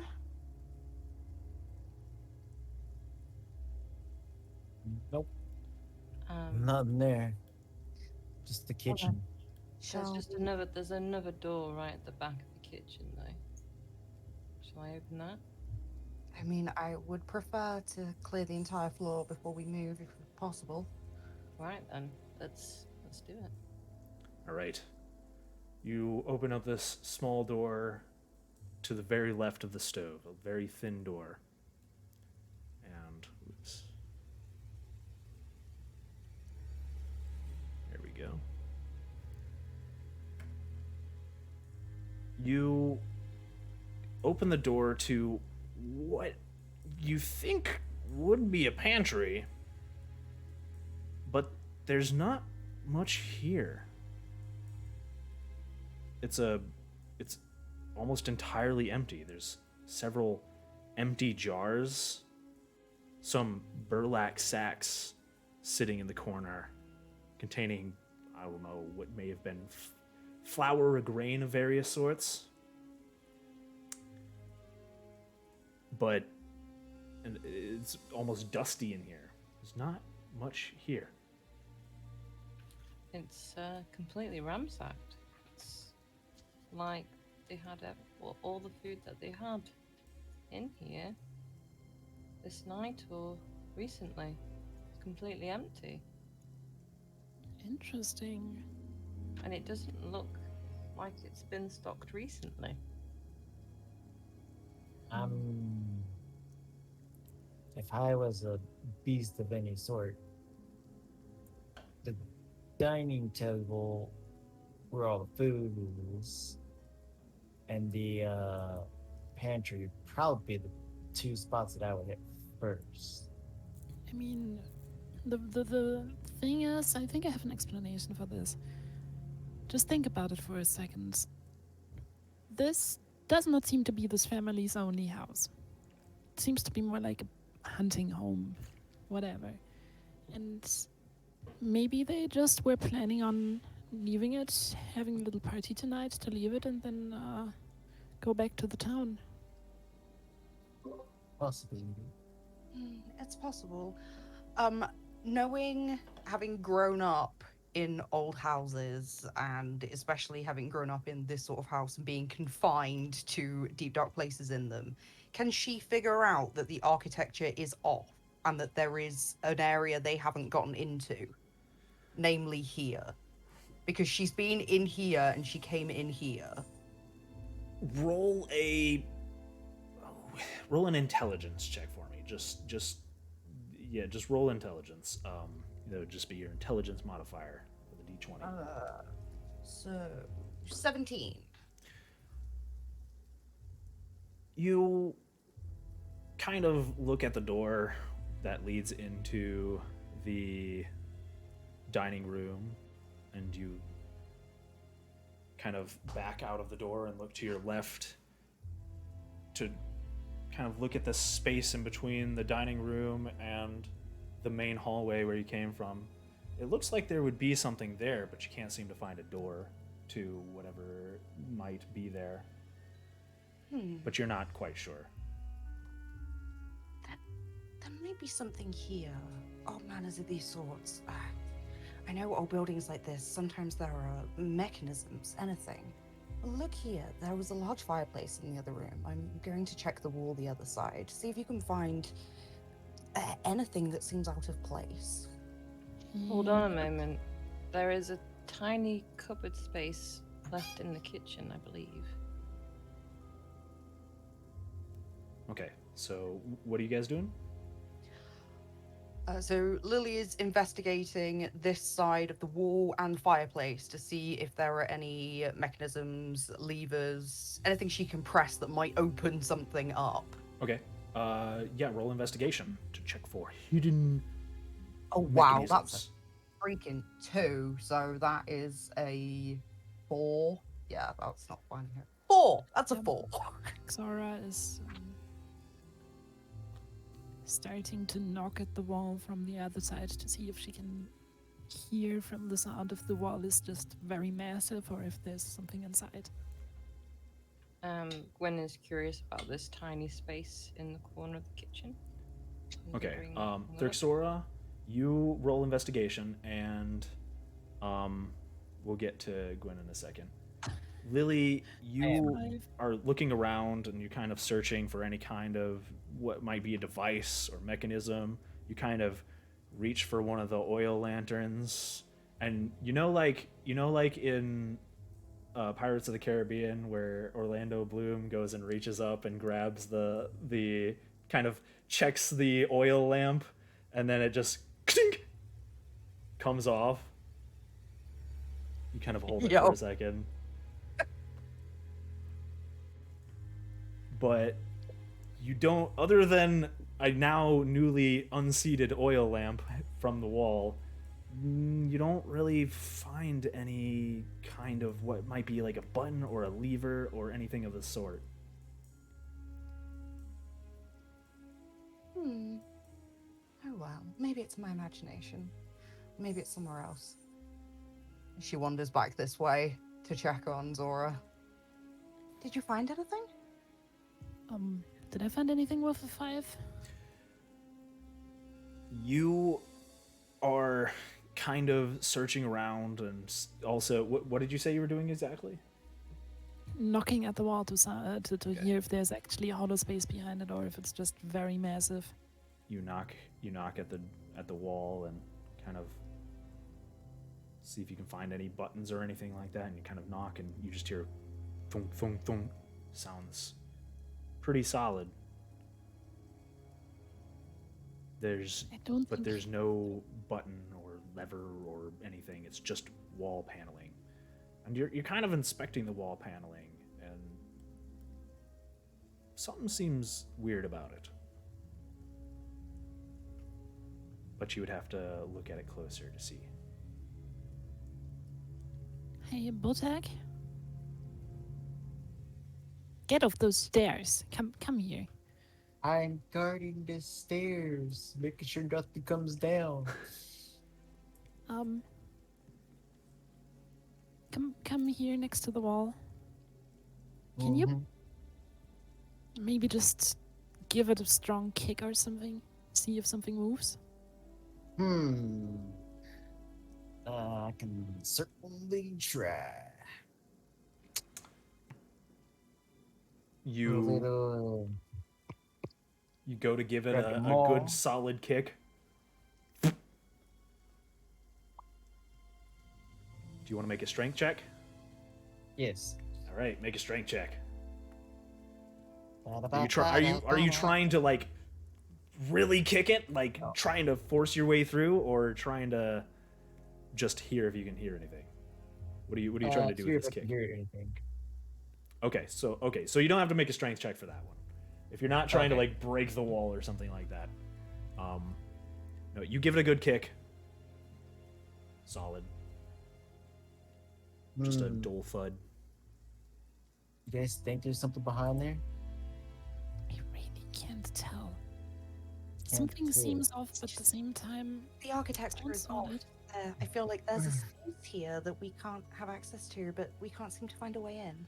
Maybe we should Alright. keep looking around, because if we Yes, I- can't find a way in, werewolf probably also can't. So Okay, Maybe we here. can continue onwards. I got a thing I can do. I can try and break down the wall if you guys think there might be something there. not now. That's not a priority. Do you not want me to check this little space in the kitchen? Oh, Just sorry, Gwen. open it, Yes, cupboard. Yes. Gwen, you open up. You go to open this small. It's like 2 foot by 2 foot square. You slide it open, and it looks to be a dumbwaiter. You see on the inside of the dumbwaiter is just a box, pretty small, maybe a couple feet wide, and there's little pulley mechanism next to the bell. But other than Alright. that, seems to be a dumbwaiter. Well, that wasn't very exciting. Hmm. Might be a good escape for you, though, Botok.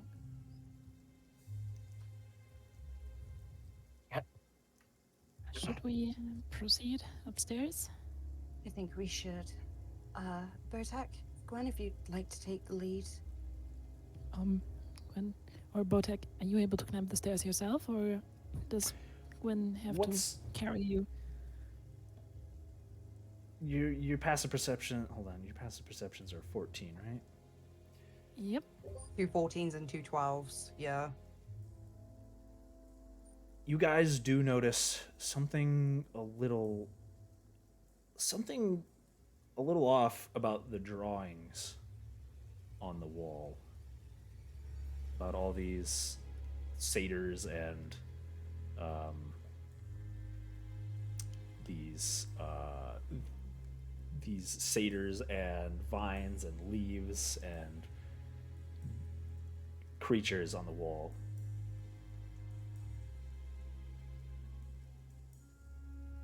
But you'd have to get closer to look at it.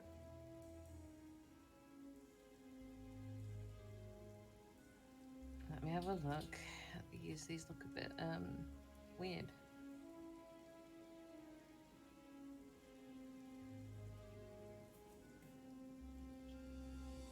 Gwen steps closer to them to have a look. Okay, you're gonna Which step. wall exactly are we talking about? The nearest wall to you right now, which would be the wall next to the staircase. You get closer to it, and kind of look at them. Roll a perception check as you get closer.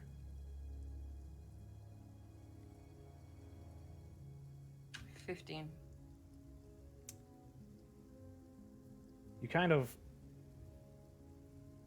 You look a little closer at these nymphs and satyrs and vines and flowers, and those aren't nymphs. Those are what looks to be very thin, almost skeletal woman dancing around these leaves. And the other ones, the satyrs, also seem very thin and almost skeletal looking. Small children you see. You begin to look closer and closer, and in between all these intricate designs are even more intricate designs. And you see depictions of little depictions of characters on these panelings, lying on the ground, very emaciated looking, very, you see some of them crouching on their knees, looking at one of these satyrs and kind of weeping towards them. Also very skeletal looking. Not like a skeleton, but very thin, very emaciated men and women. These people, they look drained. Mm.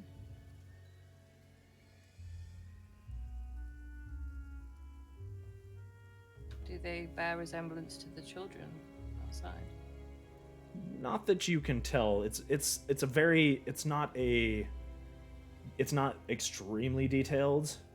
It's, more hieroglyphics, kind of the very simple designs, but they're definitely there, hidden amongst these. It's almost like those, find an object game where you can just barely see them in between these designs.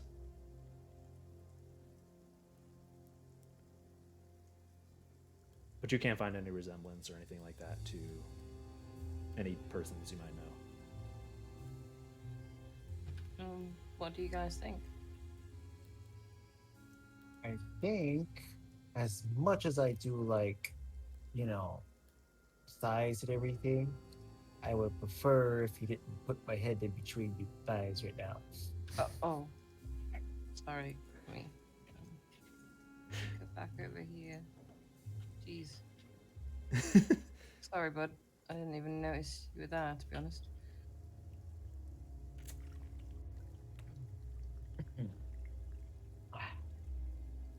Well, guys, should we maybe actually have a look upstairs now?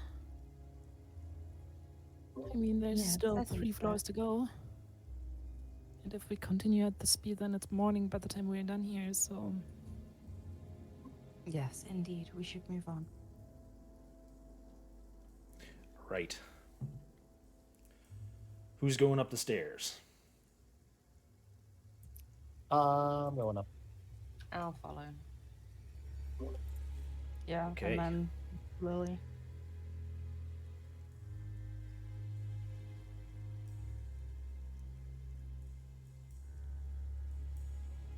You see, go up the stairs. Give me 1 second.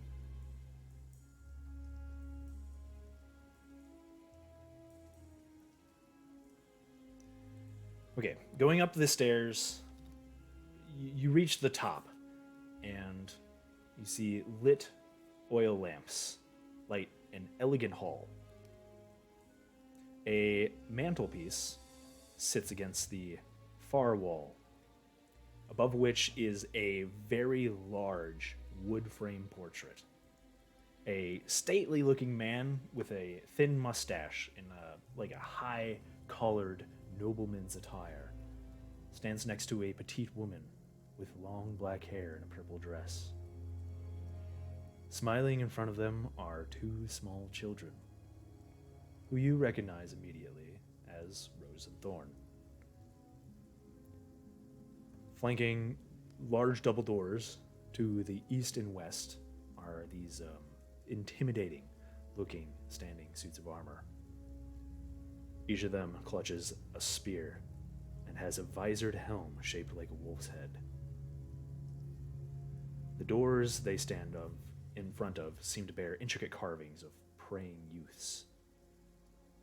There's also a smaller, undecorated oak door to your immediate right.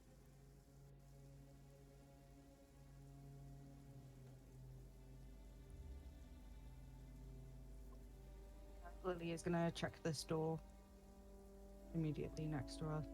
Okay. You go to open the door to your right.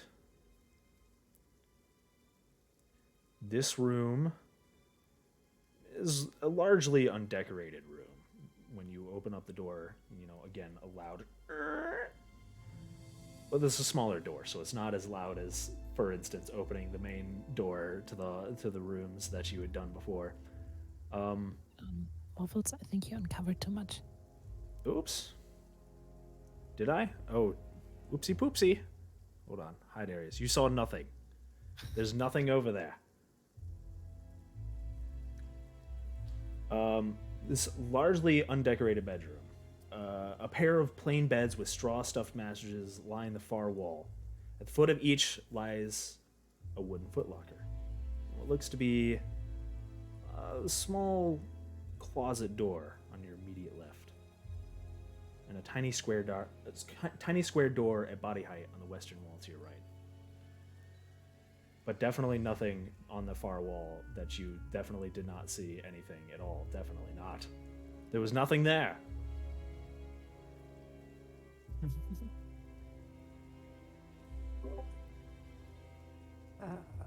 She just sort of leaves the door ajar and wanders into the main room, not seeing anything overly of interest. Okay.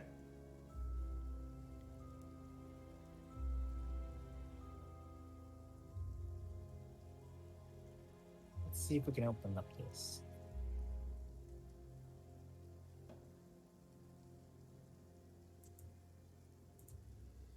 Botak, as you move up to this door, your passive perception is 12, right?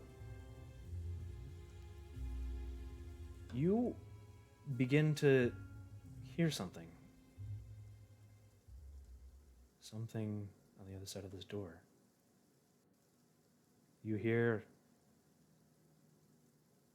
music? You kind of press your ear to the door and hear Odd. a harp playing.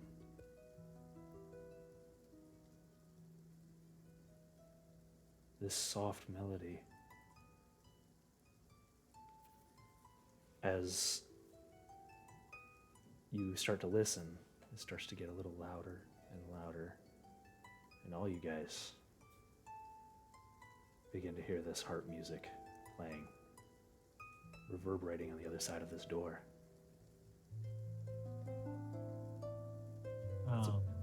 Very pretty melody. Guys? You should be talking about a werewolf here, not about some form of circus breakout. There's a harp going on. Now,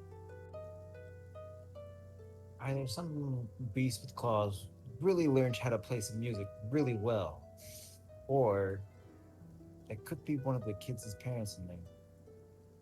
But why would they play the harp while there's a monster in the house? You know, good point, but at the same time, maybe to try and soothe it. I think I don't know. be a Does it, recording, but in any case, we should probably go in and check. does it sound like any form of bardic ritual, melody, whatever, that Thoxora might recognize? Roll a history check. History 24. You listen to the harp, the melody.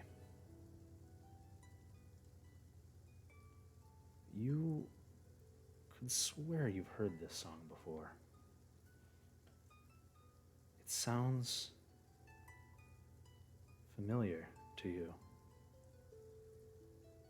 Reminiscent.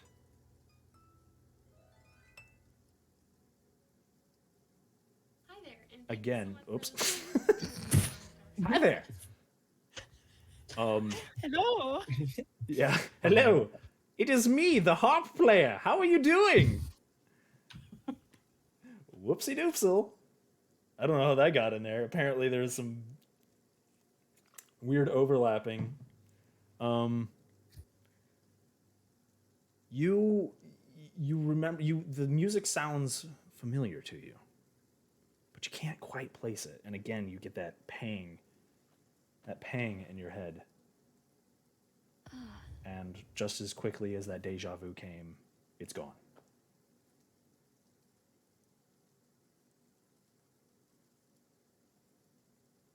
Guys, should we maybe open the door and check it out, or do we just want to keep standing here? I mean, I'm all for open the door, clear the floors and whatnot. Make sure we're not attacked from behind. Well then, you're standing next to the door, or do you need me to lift you up so you can reach the handle? It's fine, I've got it. I believe I got it, yeah, youngsters. Go open the door. You go open the door. Oh. Okay. All puffed up. All right. You puff up and open the door.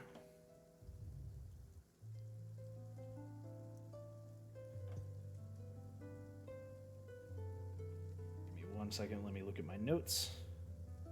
They keep disappearing, and I gotta figure out how to get this so it doesn't disappear when I click on the thingy.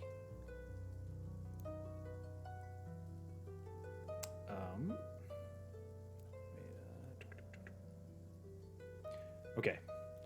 You go to open this door. You get ready to go meet this harp player, and you open the door. And the harp music immediately stops. You peer inside. These immediately opposite of you, you see these gossamer drapes covering the windows of a very, very elegantly appointed hall, which has like these lit brass plated chandeliers hanging from the ceiling. It's very, very intricately designed chandeliers, lit. Upholstered chairs kind of line the walls, and you see these stained glass, very pretty wall hangings depicting beautiful men, women, children singing, playing instruments. You look in front of you, and in the middle of the room is a harpsichord. And to the left is a large standing harp. But there's nobody playing it.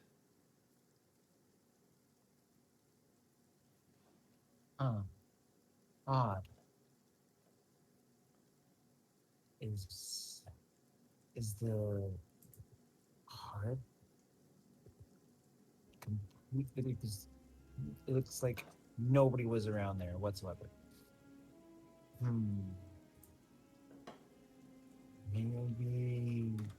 Maybe the harp was enchanted to play music on its own. I kind of doubt it though. Something feels off. Unless there's something we're not seeing. You also I'm gonna go see with the fire. at the far end of the hall a fireplace, unlit, with these alabaster figurines of well-dressed dancers.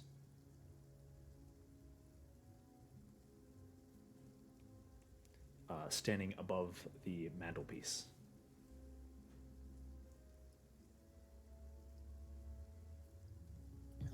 Thuxora moves over to the harpsichord and pushes a few keys, just thinking, and then decides not to because there's a werewolf somewhere and she would rather not be eaten while playing. You press a few keys. Yep. Okay, you hear ting, ting, ting, ting, ting. Seems to play like a harpsichord.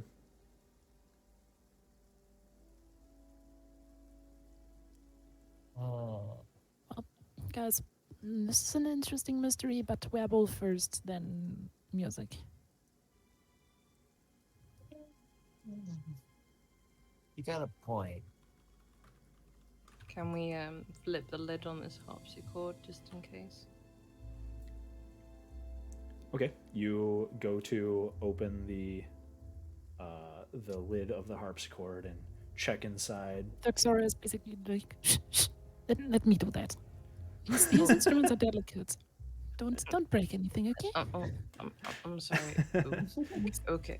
And I won't touch Um, anything. opens the lid. Hang on, You far away. So Gwen starts doing it, and Thuxora interrupts. No, let me do it. And you open it up, and you Snapping turtle. see mostly the inner work. Actually, roll a perception check for me.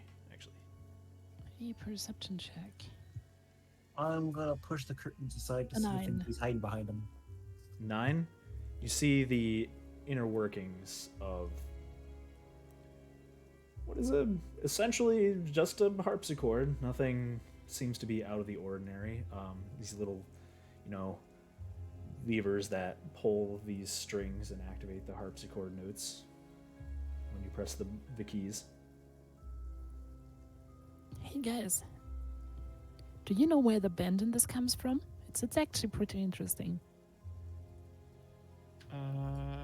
The reason why harpsichords have bends in their sets like this is because all those fat opera singers always lean against them and it just dents them in. Oh, The more you know. Wasn't That's pretty cool. most attention to opera singers. You know, have a little other pressing matters to think about. What did you say you were doing, Botak? I'm checking behind the curtains to make sure nobody was like hiding behind them. Okay. You move up to the curtain. You just see a window with and peer outside. There's rain pattering against the window and what looks like darkness. Night has definitely fallen at this point. It is almost impossible to see what's out there. I'm going to do that to literally each of the curtains and Okay. each one, just going through, make sure nobody's in the place. Another window. The last one. Nobody's there. Okay. Making sure. If somebody was hiding behind the curtains, it's probably one of the first places they would look to see. Okay, I think if we're all done here, let's head up. yeah, let's move on. All right. Where are you going to? We are opening up the eastern set of doors. Okay. You move to open these doors. Again, these are very fancy, intricate, very well carved doors. Nicer than most of the other doors in the house. And you kind of pull on the handle and it seems to be open. The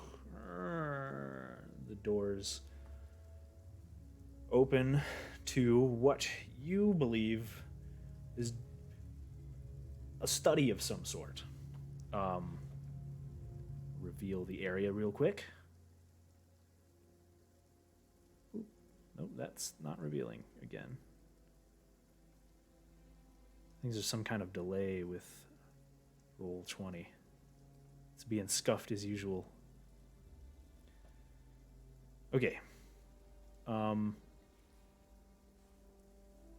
You see red velvet drapes, the same as the other ones that you had seen in the other hall, covering windows on the far side of this room.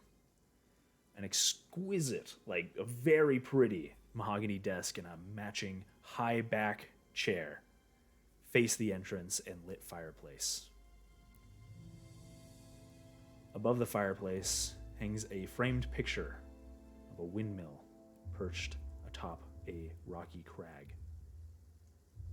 And you see some overstuffed chairs in the corners of the room. On the right-hand side, you see these floor-to-ceiling bookshelves lining the wall, and a rolling wooden ladder allowing one to gain access to the higher parts of the bookshelves. And this is a tall ceiling. The ceiling's about 12 feet, 13 feet tall here.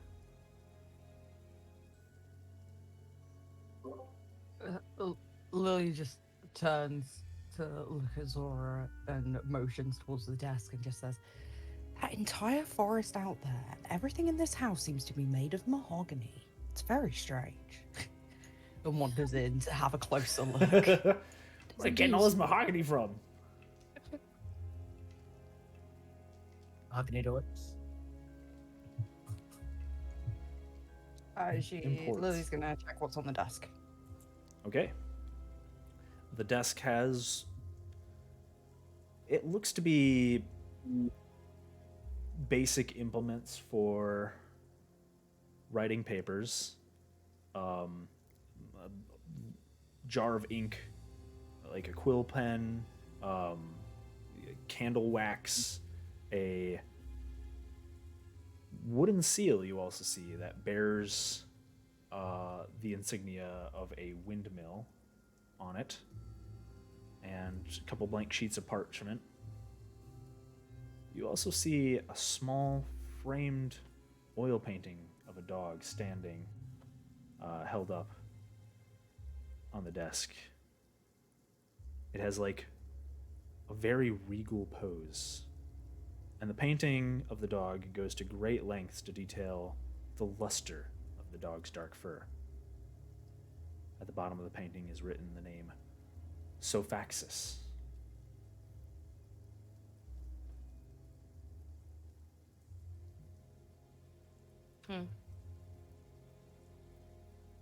Thuxara is going up to the ladder and climbing it a few steps to try to see which section of books the user or the owner of the library might have looked at the last time they were using the ladder. So she basically tries to see what kind of books there are in the general vicinity of the ladder. Roll an investigation check for me. Investigation. It is a 6. Imagine rolling something higher than a 3. Such a high rolling group. Yeah, 6, 9, 24, 5, 5, 8, 6. Told you, this is why I started rolling my own dice. D&D Beyond is mean. Yes. Well, also, you guys, if more than one person also, helps with a thing, you can also get, that essentially for checks and things like that. If more than one person, if someone helps you, you can also get advantage on the check. So that would nullify the disadvantage as well from you guys being exhausted. Yes. You look around at these books. You see a wide range of topics on the spines of these books as you look through them. Most of them seem to be pretty, historical records, books on warfare tactics, alchemy, poetry, fiction, all sorts of different topics and things like that. And you're looking around the ladder. You don't see anything particularly interesting or out of place or anything like that. Well, guys, nothing to see here other than old paper. So Lily's just maybe we should go on to the around. next floor. Again, getting very confused about how much of this layout is missing. Okay. Seeing if she can figure out what the hell is Actually, going on. guys, roll an intelligence check for me again. Oh, that's better. 20. Not natural. Nice. Yeah, you do notice some incongruencies with the way that the rooms are laid out. She is gonna store that information for later and wander out. See if they can Guys, figure out what's going on. What is it, There's- Tara? there's another door over here that we just never opened. Oh, my apologies. Open it. You Thuxora opens the door. open the small door to the left of where you entered. Yep. And you see, looks to be a closet. Nothing super duper. Nothing very interesting. Some very tidy servants' uniforms hang from hooks. But other than that, the closet is very bare. Okay, no werewolves in there. Let's continue. Keep saying it's a werewolf. It might not be a werewolf. It is big, it does howling noises, it has claws, I assume. Let's say it's a werewolf for now. If it's something else, we can always correct that assumption later on. For now, we should just kill it. If we can. Let's go. Okay, you're walking up the stairs to the next floor. Yep. You step upstairs.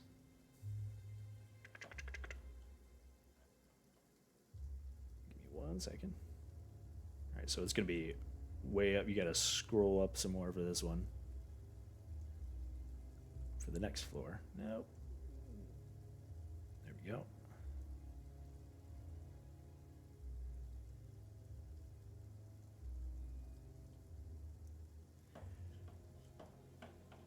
Okay, let me scroll it up here on the waffle cam over there.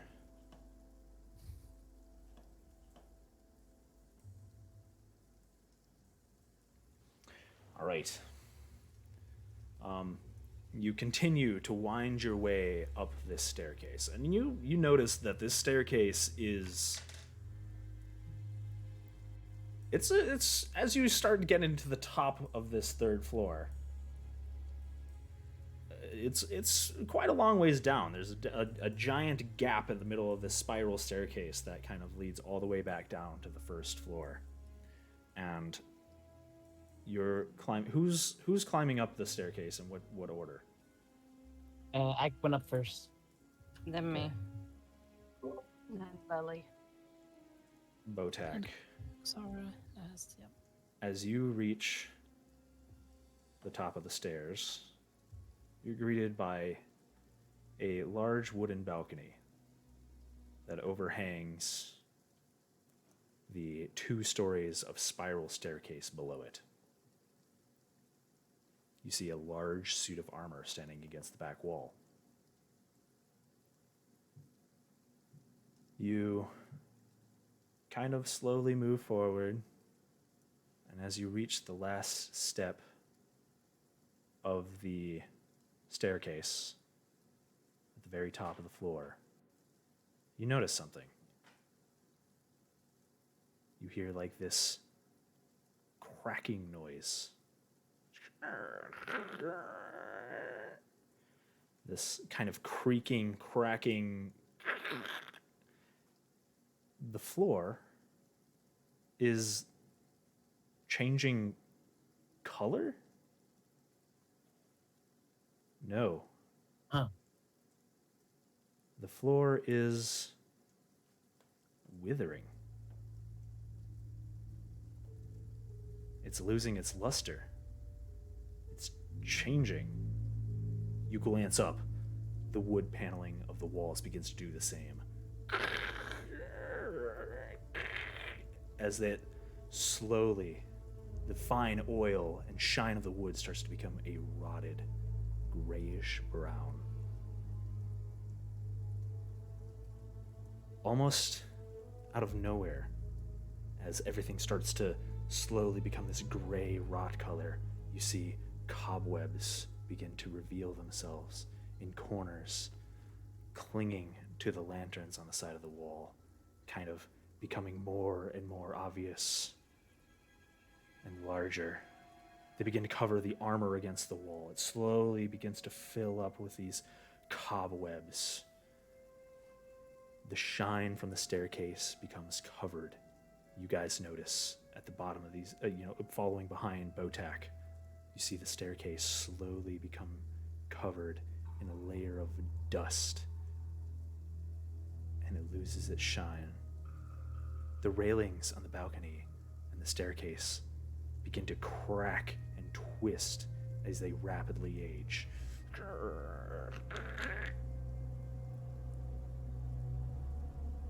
The oil lanterns on the wall suddenly go out, and you are all left in darkness.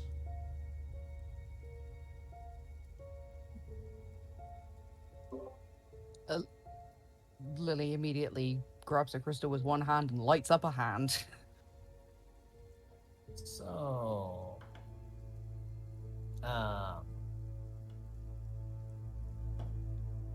yeah, I dare to say this is This not house normal. is not a normal house, and it's not what it seems to be.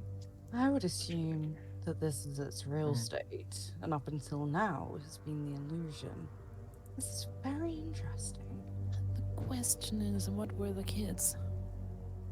Yeah. Mm. That is interesting crap. indeed. There is something off with the layout of this house. There are areas we definitely have not been in. And I was loath to try and look for more when there may be a dangerous situation, but this is feeling more and more like a trap house. Mm-hmm.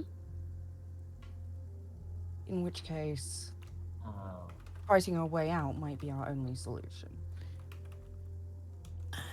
so I don't think that's a good idea. If the trap house reveals itself at this point, then they will expect us to turn around and leave. I think we should push on forward. Oh, I agree entirely. I don't think leaving would even be an option. of course not.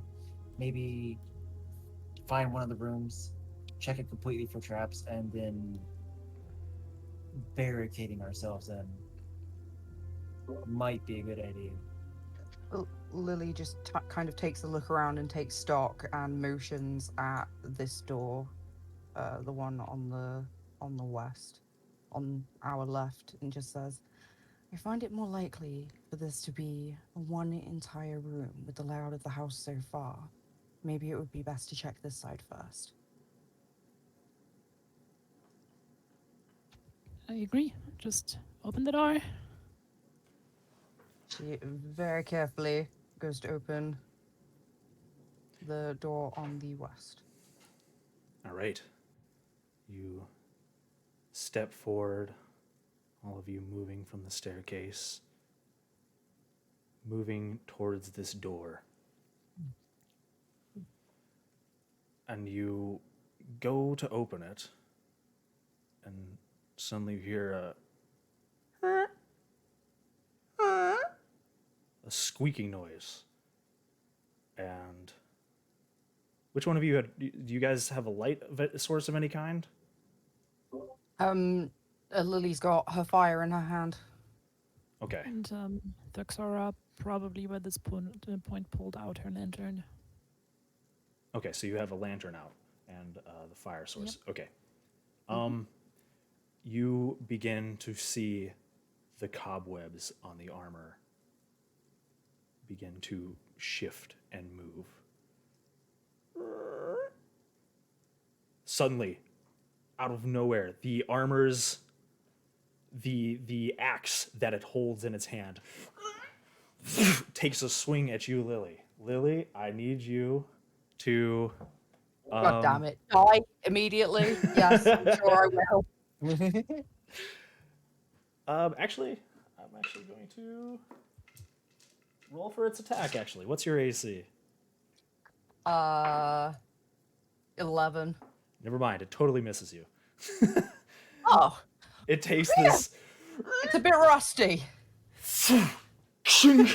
and you just barely manage to dodge out of the way as the black metal armor tearing away from the cobwebs swings down its axe at your feet, boring a huge hole in the wood, like splintering this old rotted wood down at the ground where your feet just were.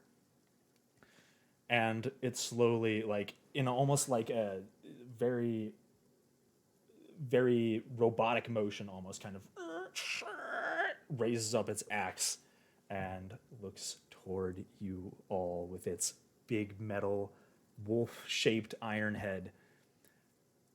And we're gonna stop there for today. Oh. Because we're already 3 hours in, and combat is gonna last a long time. So Sure. we will stop there for today as you guys die to this armor. Baby. Hello, piece of armor made of metal when I have shocking grasp. Oh, zap you. Ooh. Oh man. Ooh. We're just getting to the good parts. I'm just a little bard that has absolutely no clue how she ended up in here. I just wanna go bonk. I just Right, want it's to how I hit want stuff. to Like, yeah, Lily opens the door. I'm like, that's a bad idea. This is probably the worst door for Lily to be opening with her 6 health and her 11 AC. Oh, I love how nobody looked at the armor. You guys were like, yeah, I'm sure the black creepy armor is totally fine. Oh man. Oh, this is gonna be fun. That was great, Waffles. Thank you. Yeah. Thank you. Yeah, I had a good time. And good. I hope you guys did too. You guys, Thank you, mommy. yeah, you guys are doing awesome at this. You know, especially, you know, Tama, this is your first time. You're doing great. You're amazing. Thanks. All right. Well, who do we want to raid? Let's give somebody a raid. I got someone that's alive. Well, thank you everybody who's watching or in, you know, all the different channels and things like that. Thank you guys for hanging out with us. It's been super fun. I'm having a blast. Yeah. Same here. D&D is like one of my, I love me some D&D, so it's really, really awesome for me to be able to share that with everybody and have fun with my friends. Just as I found a good harpsichord sound on my keyboard. You found it! Ah, Dang it. Well, you can always go back down and play the harpsichord. Oh, I don't know if that's a good idea right now while we're assaulted by big armor suits while there's at least 4 more waiting downstairs. Yeah, there was like 4 downstairs. Might be a bad idea. Might be. All right. But- Well, I can't seem to find anyone online. Well, I do have people online, but I don't know if they're going to end soon or not. okay. Well, I'm gonna raid this little streamer called Pepper Fox because they've given me a lot of love before, so I'm gonna show some love back. We're gonna give them some love, and Pepper Fox 82? yes, Okay. they're pretty awesome. They're playing Fallout Shelter. Oh boy, I tried to play that game. That game was pretty bad. fun. Yeah, Fallout Shelter was pretty awesome. All right. I'll go with you guys. I am Okie dokie. preparing the raids. Thank you everybody for hanging out. I will see you guys next Tuesday. For anybody who wants to watch more Curse of Strahd. Have a good one, everybody. Bye bye. Three.